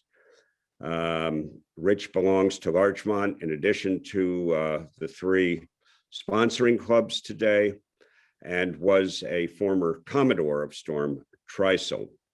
So Rich, over to you. Thank you very much, David. I'm going to be building on the excellent seamanship shown by Michael and Jeff, Dick's comments and research, and in particular on reinforcing Renee's comments about seamanship, leadership, and training. The 4 subjects we'll be touching on will be how not to be a man overboard, the new midline lift, developing your own plan, and then touching on powerboats. Leadership is so important, has a direct impact on crisis situations such as man overboard. But the leadership begins by being responsible, accountable for preparing your team to go to sea and to practice. The best way to emphasize what train the way you fight, fight the way you train is, I love Julius Caesar's quote, which is, without training, they lack skills. Without skills, they lack confidence. Without confidence, they lack victory. The Marines say, train the way you fight, fight the way you train. That's the practice that Renee was describing. The crisis you plan for. All the practice gets you ready to deal with a crisis, but very few crises are exactly, come at you exactly the way you practiced. But by practicing, you're able to adapt and to prevail to the situation, as Jeff and Michael were demonstrating. And adapt and prevail is the famous quote from John Bonds, who founded Safety at Sea as we know it today. Stop, act, think is a basic guideline for crisis response. The stop is interesting because our first response is quick stop. And the quick stop is more than just stopping the boat. It's also giving time for the crew to get ready to go back. Imagine you have a watch at the middle of the night and you have 4 or 5 people on watch. One is on the helm, one is in the water, one is the pointer. You don't have your crew available to actually do anything other than prepare to go back. Stop, act, think. First, quickly go through how not to be a man overboard. Crotch straps are critical. Any of you have been in a swimming pool doing the survival swimming know the difference between having and not having crotch straps in terms of keeping your head above water. Jack lines. How you set up your jack lines is very important. By twisting them, it makes them much easier to clip and unclip. The flat webbing doesn't lay on the deck. And you have to learn the use of your short and long tether. Also, the straps, as opposed to a rope jack line, won't roll under your feet. I like to terminate jack lines well before the bow and well before the stern. At the bow, it keeps you from going over and actually touching the water. Also keeps the foredeck clear for your jibs. On the stern, by terminating forward of the corner of the F deck, if you go overboard, you will not drag behind the boat. You'll be dragging next to the transom. And each boat's different. And that's why you have to practice this on your own boats and prepare. But on our boat, particularly for double handing, we have an old jack line. We hang it over the stern, and we have another old tether secured to the backstay up here. And if somebody goes overboard, they're within reach of this old jack line hanging over the stern, can grab on. The other crew drops the tether to them. They can clip on, and then they're secure. And so happens on Express 37, you got built-in steps, and you can actually, if you're in good shape and not too tired, pull yourself back up. Rich Wilson taught me this on the trimaran. Straddle the jack line, use one hand to pull up, and you're stable, and it frees your other hand. Extremely important. You'll see this in a video later. You go up and down the companionway clipped in. A very high proportion of man overboards occur from people coming up or going below. You're high in the boat. If you're coming on watch, you might still be half asleep. If you're going off watch, you might be tired. You're more vulnerable to the boat rolling. So this is a great habit to form. So you're never in the companionway without being clipped on. Cabin top jack lines. These are not in place of your deck jack lines, but this jack line, it's so easy to grab hold of, clip on, run forward, and it's not hidden by sails on deck. It's easily available, and it's great just as a handhold. Women, please excuse this, but a good portion of the man overboards, a disproportionate number, are men who go to the stern. And on our 3 Carina transatlantic races with Rich Wilson on the trimaran, we avoided the stern of the boat. And it's a dangerous place. When the boat's pitching in waves, the stern is pitching, and you're not in balance. This is the safest way for men to operate. It's not a joke. Please consider it. There's other safe practices. I'm not going to go through the details, but to avoid going overboard, things like good non-skid paint, using headlamps so you have free hands to hold on. All these things are important.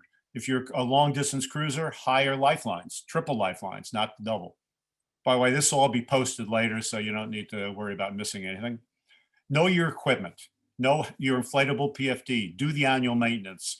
Know the 3 ways to inflate it: automatic, manual, and the oral tube. AIS beacon, same thing as discussed. The MOM, how to launch it, what's in it. The LifeSling, how to use it. We'll get more into that. Man overboard buttons we talked about, and your chart plotter. Know your boat. This is a failing that most people unfortunately succumb to. They actually don't know their boat well enough to do the right man overboard drill, to tailor it to their boat and crew. As discussed, the boat is the biggest threat to the man overboard. The modern designs handle poorly. Chines, which a lot of boats now have, are particularly dangerous because the man overboard coming alongside can slip underneath the boat and get slammed down. That's one of the things that generated this midline lift we'll discuss. Traditional designs handle better, but they still are dangerous. And if you practice quick stops, you'll find out how your boat operates. A quickie, double rudders, but with the prop in the middle, you have no control at low speed.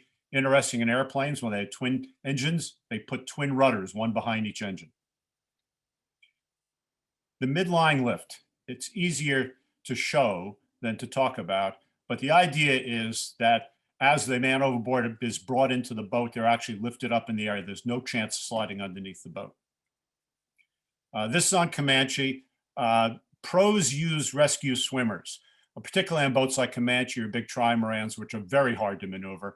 And the rescue swimmer goes out and grabs hold of the MOB, and then the midline lift gets applied. We're not suggesting using rescue swimmers. If you have some professionals on board, they get professional training, and you practice, and you're in a big offshore race, it's very effective, but it's not what we recommend for normal use. The LifeSling is what we recommend. So here's the rescue swimmer tethered to the boat heading out. In effect, he will become the LifeSling when he reaches the MOB.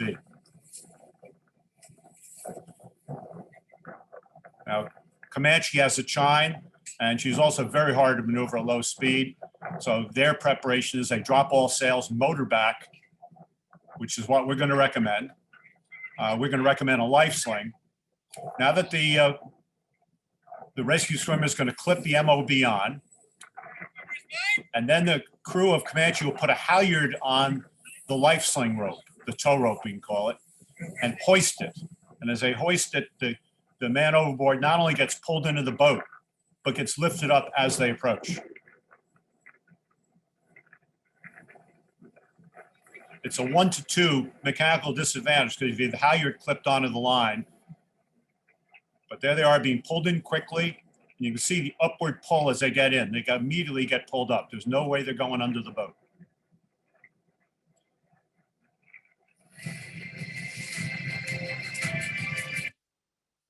So to do this, your LifeSling rope, the tow rope, has to be cleated, secured to the stern of the boat, just like described before. You can put an eye on it if you want to reduce friction a little, but it works fine with a halyard clip directly onto the LifeSling rope. We replaced the LifeSling rope with floating red spectra because in hoisting it, it's a heck of a lot less stretch and it's stronger. But the LifeSling rope does work. The LifeSling rope has to be shortened so that when your halyard gets up near being tube blocked, the length of your LifeSling rope from the stern to the top of the mast, A, and then back down to the top of the LifeSling, so the MOB clears the lifeline. A plus B is the length of your LifeSling. Now, if you want to keep your LifeSling rope full length, then you should mark it so that once the man overboard is engaged with the LifeSling, you then pull in the slack in the LifeSling rope until you get to the mark. Either way works. From the MOB point of view, he's looking up, and you can see that this is the aft end of the LifeSling rope secured to the boat, goes up through the halyard shackle and down to the bridle of the LifeSling.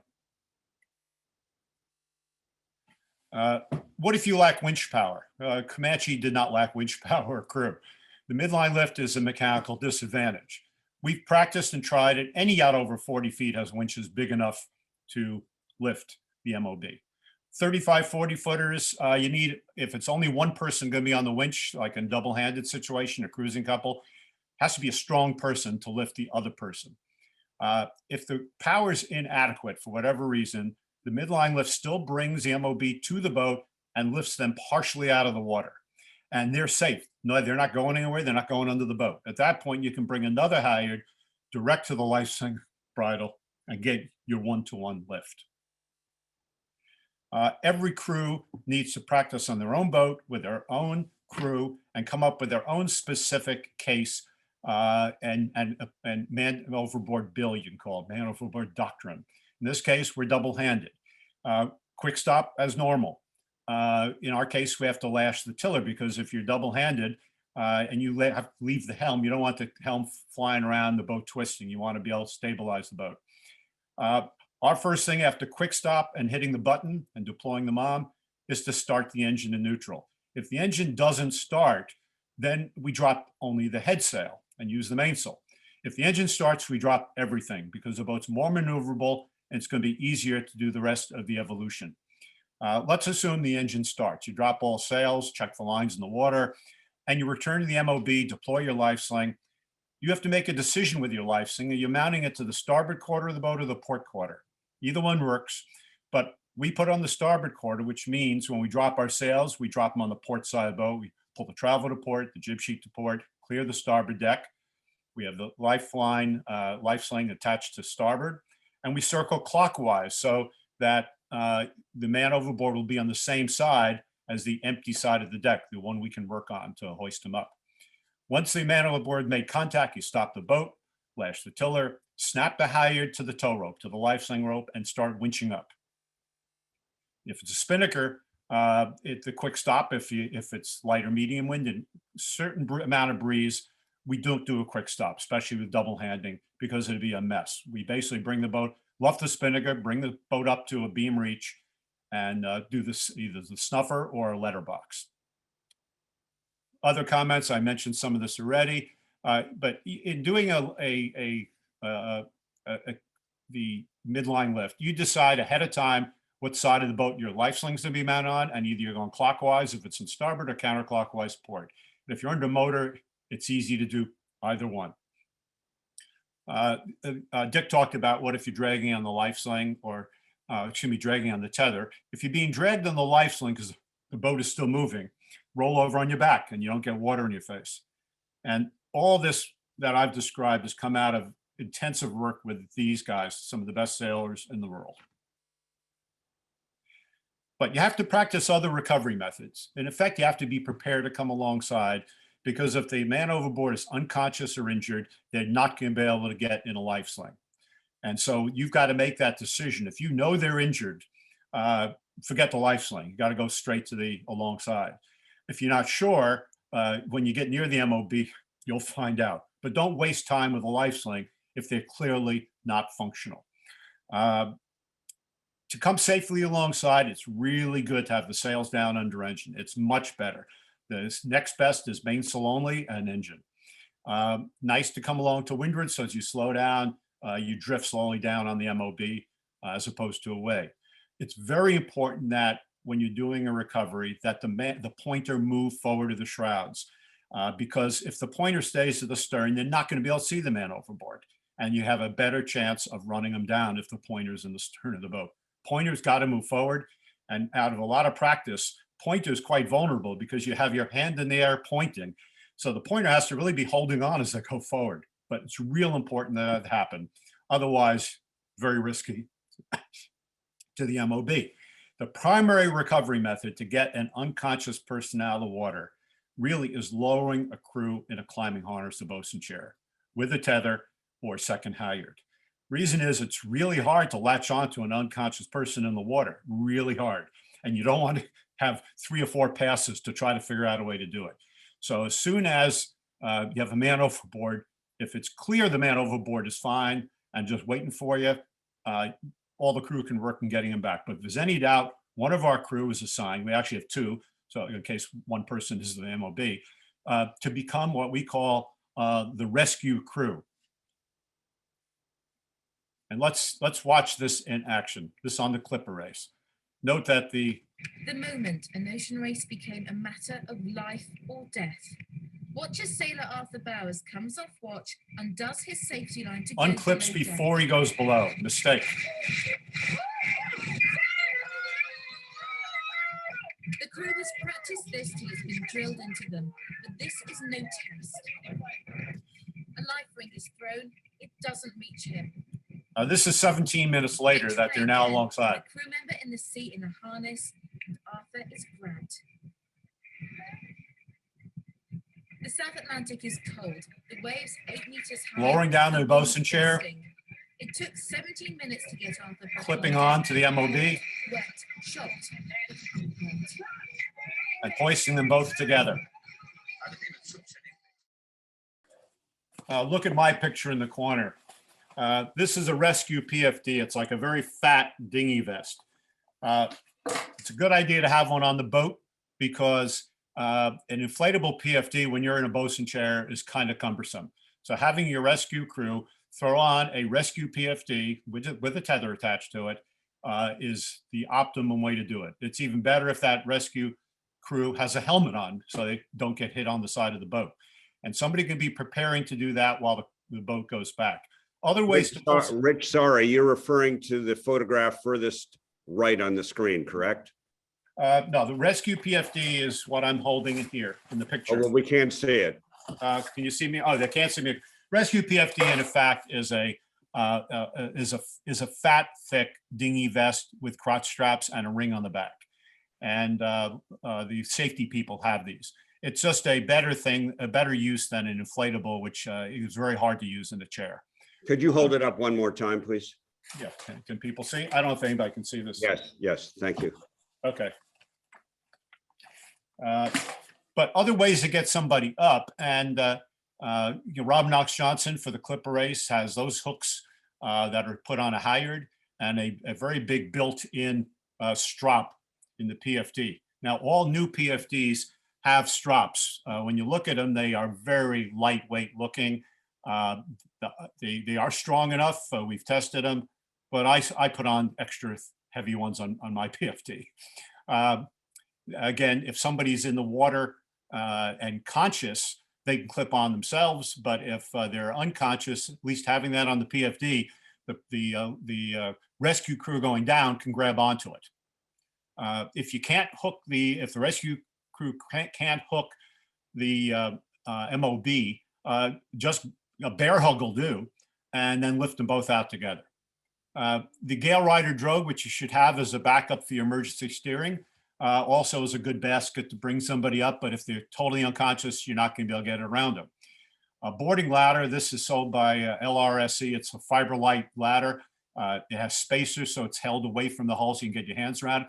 It's a terrific ladder. It's weighted at the bottom, and it's one of the only ladders I've seen that you can actually use on the side of a sailboat. But again, an MOB may be too tired to climb it. You can put a crew walking down it, but that's not as easy to do as lowering in a chair. For our double handing, where there's no way I can lower myself down in a bosun chair to get my buddy or vice versa, we have a mooring hook on a boat hook. And these are used to clip on a mooring. But the benefit of this hook is that you can reach down and snap it on any part of the PFD in the water. And we've hoisted people out of the water by putting a halyard onto every piece of the PFD we could reach, every part of the webbing. And we've hooked poor people up sideways, upside down, and by the neck. But it's uncomfortable, but they do come up and they are alive. So this hook would work, but it's not going to be easy to snag. But if you're a single person on a boat and there's an unconscious person in the water, I don't know how many alternatives there are. It's a good lesson to stay on board.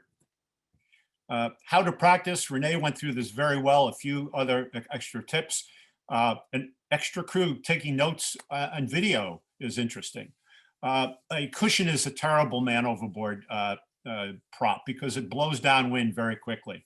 A tall boy buoy is best because it doesn't blow downwind. And when you come alongside to recover it, you just grab it. You don't waste time doing 3 passes with a boat hook trying to get a cushion, which is not very useful practice. The other thing you can do with a tall boy is tape an AIS about a foot above the buoy, put it on, announce on VHF if you're doing a test, and throw it in the water, and actually test your AIS and your chart plotter and see how well it works. It's really a good idea. Now, Rick Hayes is on this call, is actually going to rig one of these and throw it out for the beer can races, so people coming out to beer cans races can go test their AISs. You want to test all your equipment. Testing the quick stop behavior of a boat in different conditions is very important. And special things for shorthanded, testing your motoring characteristics at low speed in different wind and wave situations, very important. Practicing, as Renee said, in different conditions. Practicing with a throw bag is really important. And they always demonstrate online doing it underhanded, but unless you're an underhanded softball pitcher, I don't recommend it because half the time you throw it straight in the air. We've all learned how to throw a football. Just grab the end of the line in one hand and just throw it like a football. And I think you'll be a lot better off. With the juniors, we have them go back to back. We give them each a throw bag. They take 10 paces, throw around, walk out, turn around, try to hit each other. But you've really got to practice with that. And then to actually practice pulling somebody up on deck, if you have a really trained swimmer, a survival suit, a rescue boat, you can do it out on the open water, build yourself up to it. But it's much easier to actually practice this at the mooring, where you can put a swimmer in the water and you can practice the midline lift. You can practice using the ladder, the transom, the gale rider. You can lower somebody in a chair and different halyard connections to the MOB. If you do it at the mooring, it's much easier and you can get a lot done. It's very effective. I don't recommend doing it at a dock if you're in fresh water because of electrical risks, but salt water, it's not a risk. A few comments about power boats. This came up in a CCA call a couple of weeks ago, and it was amazing how many people were interested in it because so many sailors, particularly when you retire, get power boats for supplemental cruising. The motorboat in the top left was so ugly, the birds wouldn't land on it. But it does demonstrate the negatives of a powerboat man overboard recovery. You have the high freeboard, you flare up in the bow, which obstructs seeing the MOB in the water. You have narrow decks midships that are easy to fall off, very hard to work on. You have no halyards. You have a steering station on one side of the boat, which means you're blind on the other side if there's somebody in the water. You have propellers that in a twin screw boat are right next to the side of the boat, very close to an MOB. Not as dangerous on a centerline motorboat like a lobster boat, my boat down below. And often you have a stern platform, which is good, but you have dinghies on them, which obstruct. The positives are a powerboat has speed control, immediate start and stop, reverse, no sails to douse. It has an immersed transom, so the transom isn't likely to land on the swimmer. You do have some risk with the swim platform. I gotta be careful not to bump the head, but the swim platform is a big help in an MOB. My boat, we have a single shackle release for the dinghy, so I can clear my stern platform. Also, the dinghy secured to the boat with its painter is not a bad thing for an athletic MOB to climb up onto or hold onto.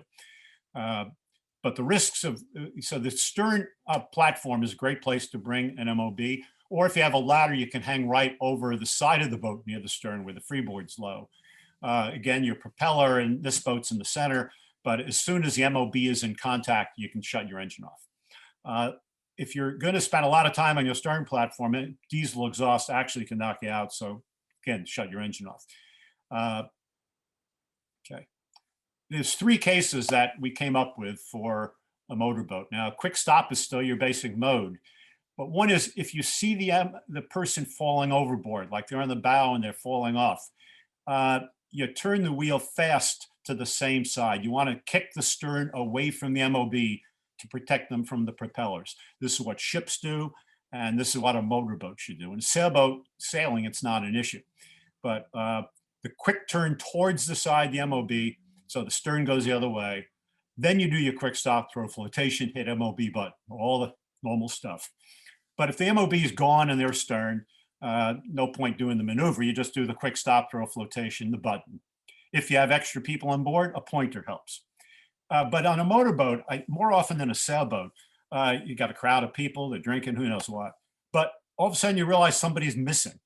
If you presume they're MOB, you quick stop, but you write down your course because your response is going to be motor back on the reciprocal. And in a crisis, it's easy to forget where you were pointing. So write down the course, then hit the button, locate yourself, get on the Mayday, because you don't want boats crossing your wake to run the MOB over. You want them to be looking. And you go back on your reciprocal, and because you're a motorboat, every now and then you got to stop, go into neutral, and listen, because your engine might otherwise drown out the voice or the whistle. The primary recovery method, LifeSling, safest way. Just like a water skier, most motorboaters are probably better at this than sailors are. Again, your LifeSling has to be on the same side as your steering station, so you can see the MOB as you circle them. And the rest is pretty normal. But as soon as they make contact with the LifeSling, you can shut your engine off and you pull the MOB to the stern.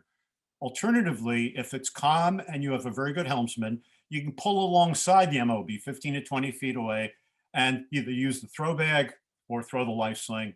And once they make contact, shut the engine off and pull them in. Rich, I'm going to jump in for a minute and just say to the attendees that Rich has something like 2 more slides to go. And so we understand it is now We're 2 hours into this, which was the scheduled time. We will get to the questions that have come into the Q&A. So you're very welcome to stay on, those who have the time and the interest, but we understand if you need to jump off. Sorry, Rich, go ahead. No problem. Be finished in a sec. These are other suggestions for powerboat. One that's most interesting is the helmsman has to be situationally aware of what's going on. If the helmsman sees traffic or wakes, warn the passengers. If you have to know where all the people are in the boat. If there's somebody on the foredeck or up on the cabin top, you should know it.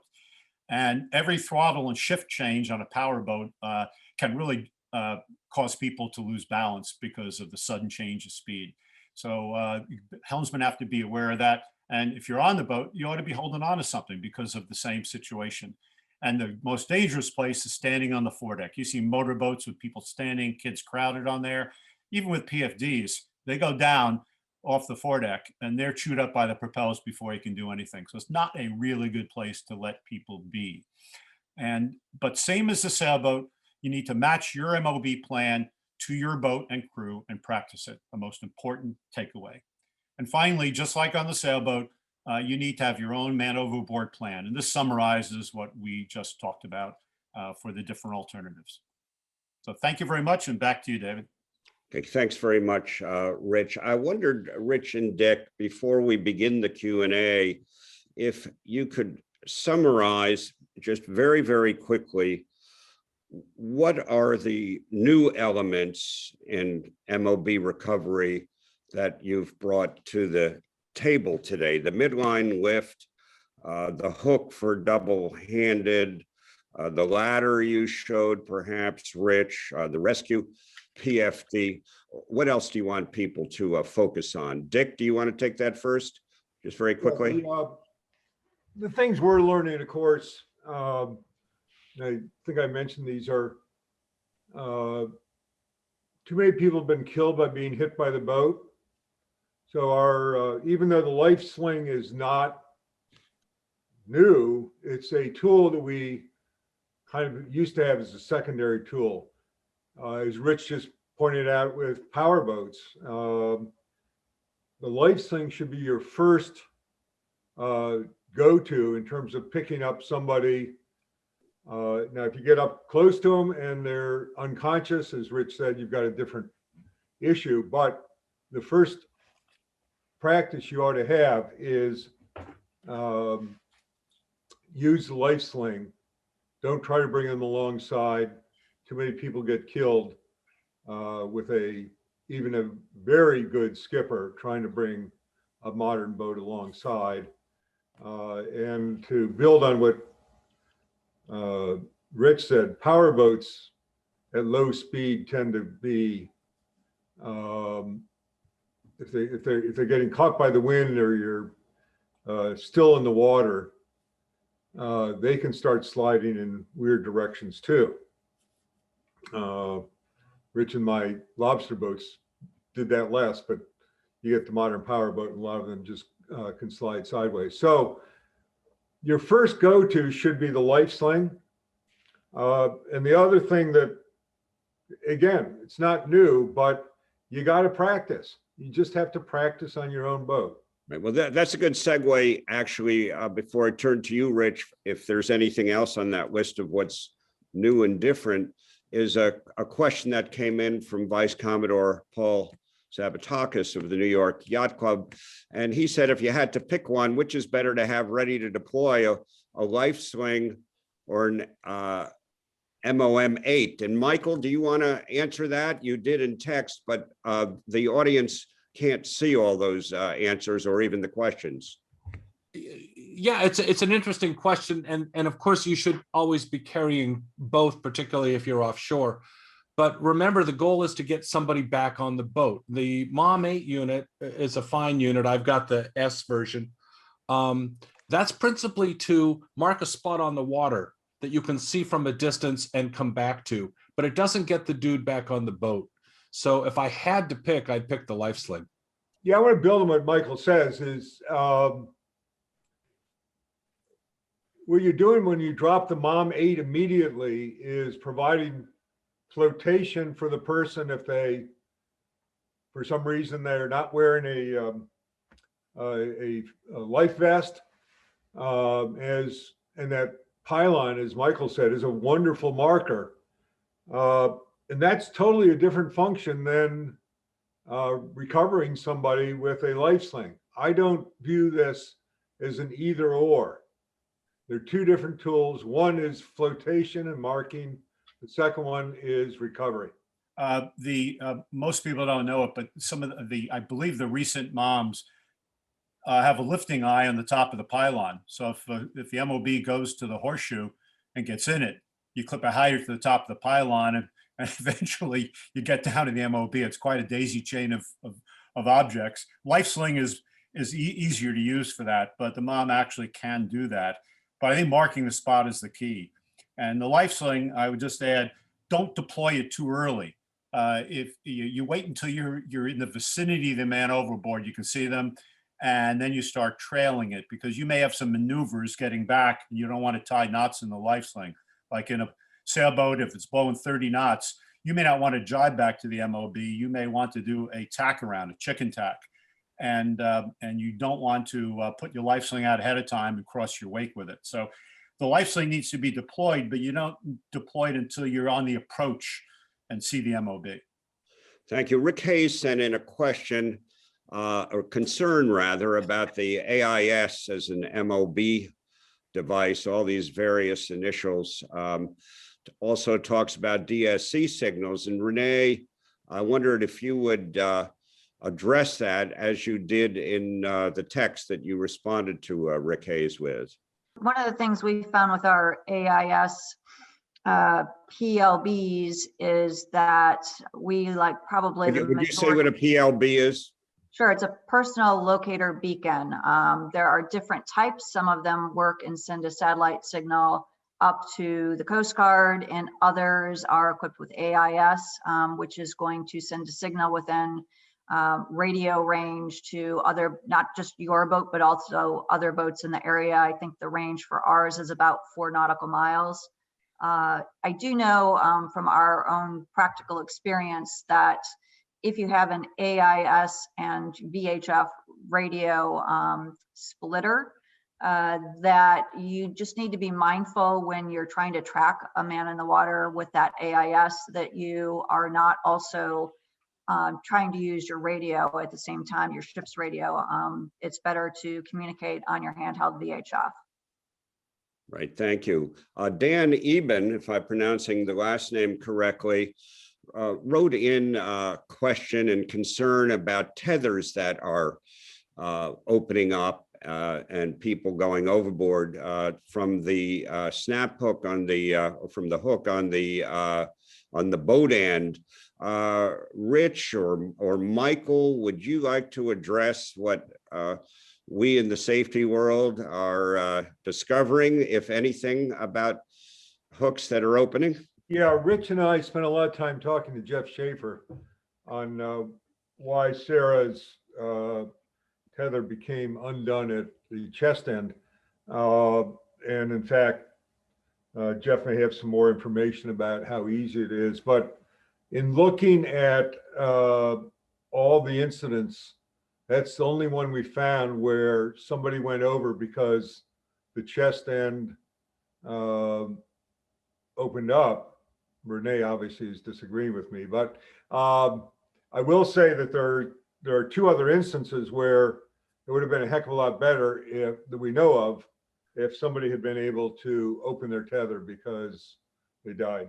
So at the Academy, we recently purchased some new tethers, and we had an incident during practice for our volunteer instructors on a dark and stormy night where 2 of them in quick succession, they were, I think they were up at the mast trying to do a sail change, opened up unexpectedly. And we discovered that the pull lanyard actually had a loop in it. And that was the problem. We got permission from the manufacturer to sew those shut. So that has not been an issue since then, but it's something to look out for to make sure that your lanyard that comes with it doesn't have a loop in it, or that you don't replace it with one that has a loop on it.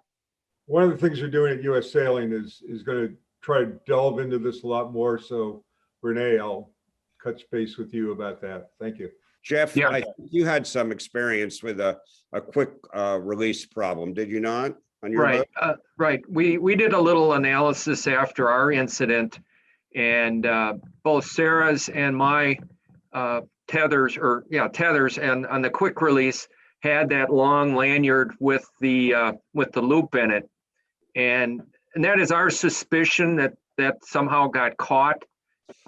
So in both of our cases, we've actually cut the loop part off, which leaves about an inch of sewn lanyard.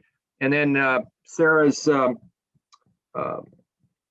is an engineer, and he did an independent test on the quick release and the amount of pressure it took to release it, and it was only 3 pounds of pressure. Now that was not in a loaded test; it was a static test, but that was kind of interesting. So. Right. Rich, did you want to add anything to this discussion? Yes, I think that an important reason to have the release at the chest is that the practice of going below tethered and then taking your chest clip off when you're in the cabin sole and then clipping it back on before you go on deck. That's not feasible if you don't have that chest release. And I think practically speaking, that to me is the biggest advantage.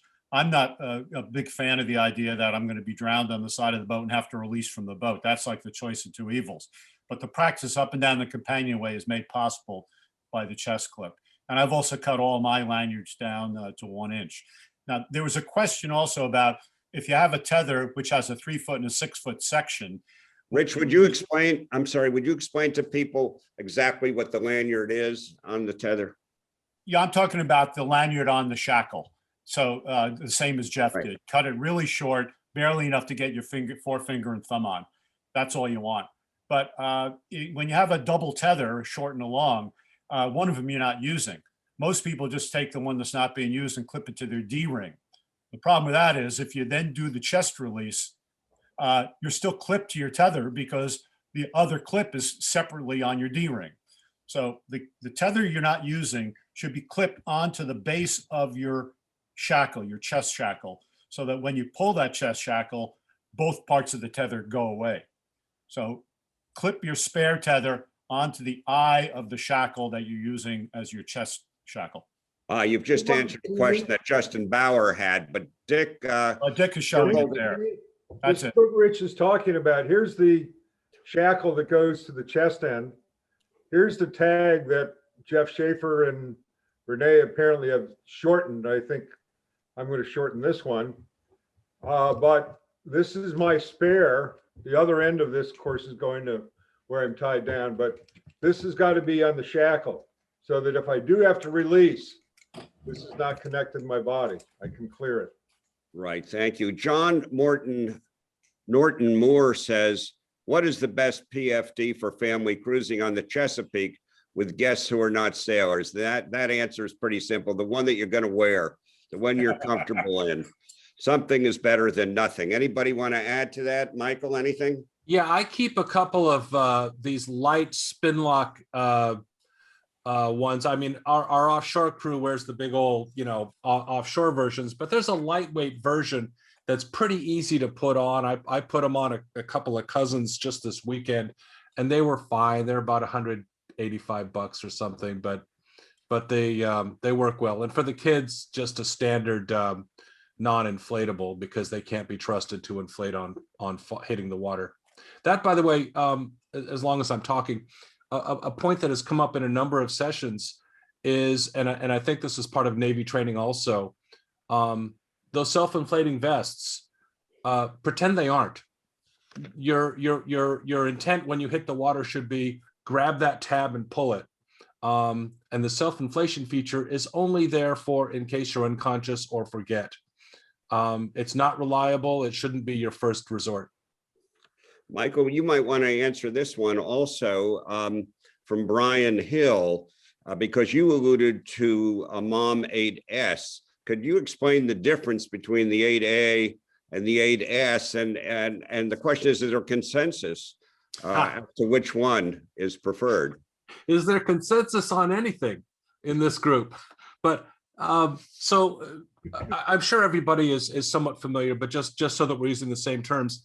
you know, you're required to carry a floaty thing with a life ring and a sea anchor and all that kind of stuff. And we talked about this earlier. When somebody goes overboard, you throw that overboard to mark the place and maybe give them some flotation.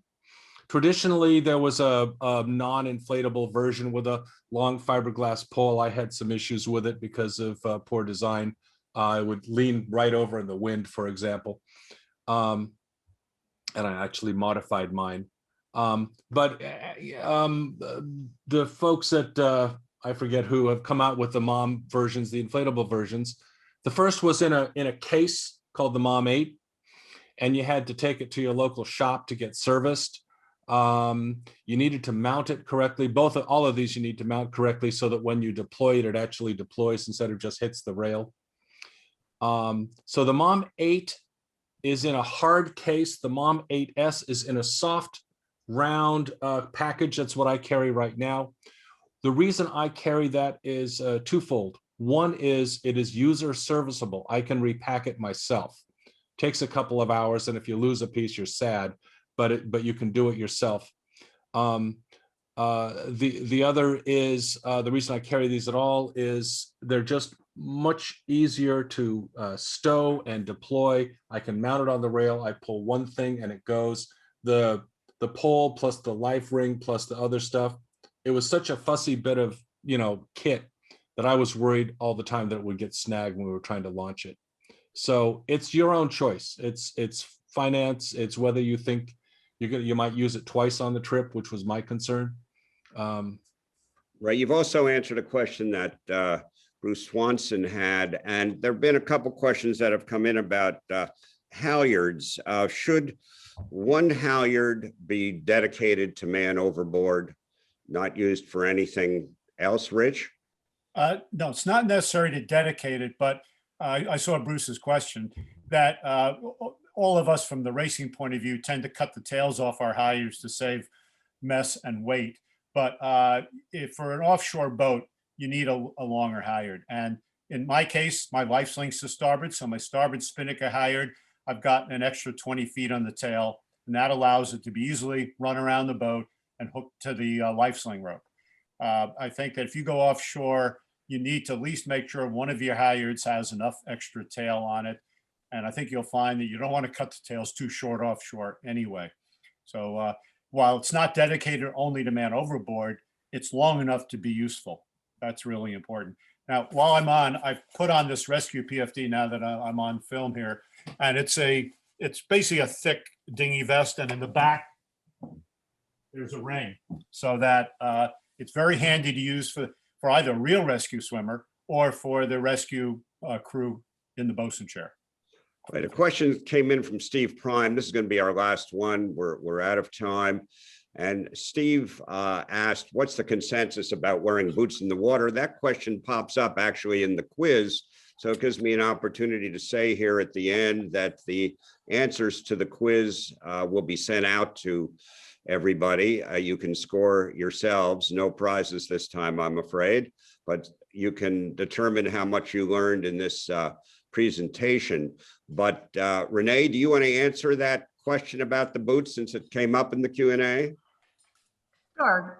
It depends on the conditions. So if you find yourself in the water, I had a dinghy crew back in college who was wearing boots in a dry suit, and she wound up kicking her boots off because they were dragging her down. But if they're not dragging you down, leave them on. I also read an interesting story probably about a summer or two ago, or maybe a little bit longer, about a commercial fisherman off Long Island Sound who went off the back of the boat. Don't think he was wearing a PFD. The boat was on autopilot. His partner was asleep. He used his brand new boots to turn them upside down, catch some air, and as flotation. So in that case, I would definitely keep my boots with me. Right. I think it's Rich or Dick who have a definite point of view on this boot matter. Rich. Dan O'Connor, who's the best water trainer we've dealt with, everybody jumps in the pool. He asks them the question, then he has them take their boots off. And I have yet to see any boots that sunk. They all tend to float back up. So the only reason in that case to get rid of your boots is if you're overboard and you have no PFD and you can use them as a PFD, Or if you're having to tread water, you're better treading water without your boots. But if you have an inflatable PFD, there's no reason to tread water. Save your energy, pull your knees up, plug your knees, stay warm. You don't want to lose the heat through your feet either. Exactly. Good point. Okay, well, it's time to wind this up. And first of all, great thanks to our brilliant speakers and panelists. Thank you all for putting in the formidable amount of time that you did into this.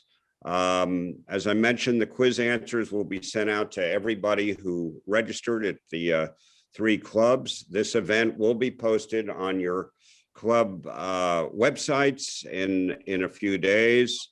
And great thanks again to Tim Hill, the man behind the scenes in the pilot seat for the New York Yacht Club, who's the director of communications.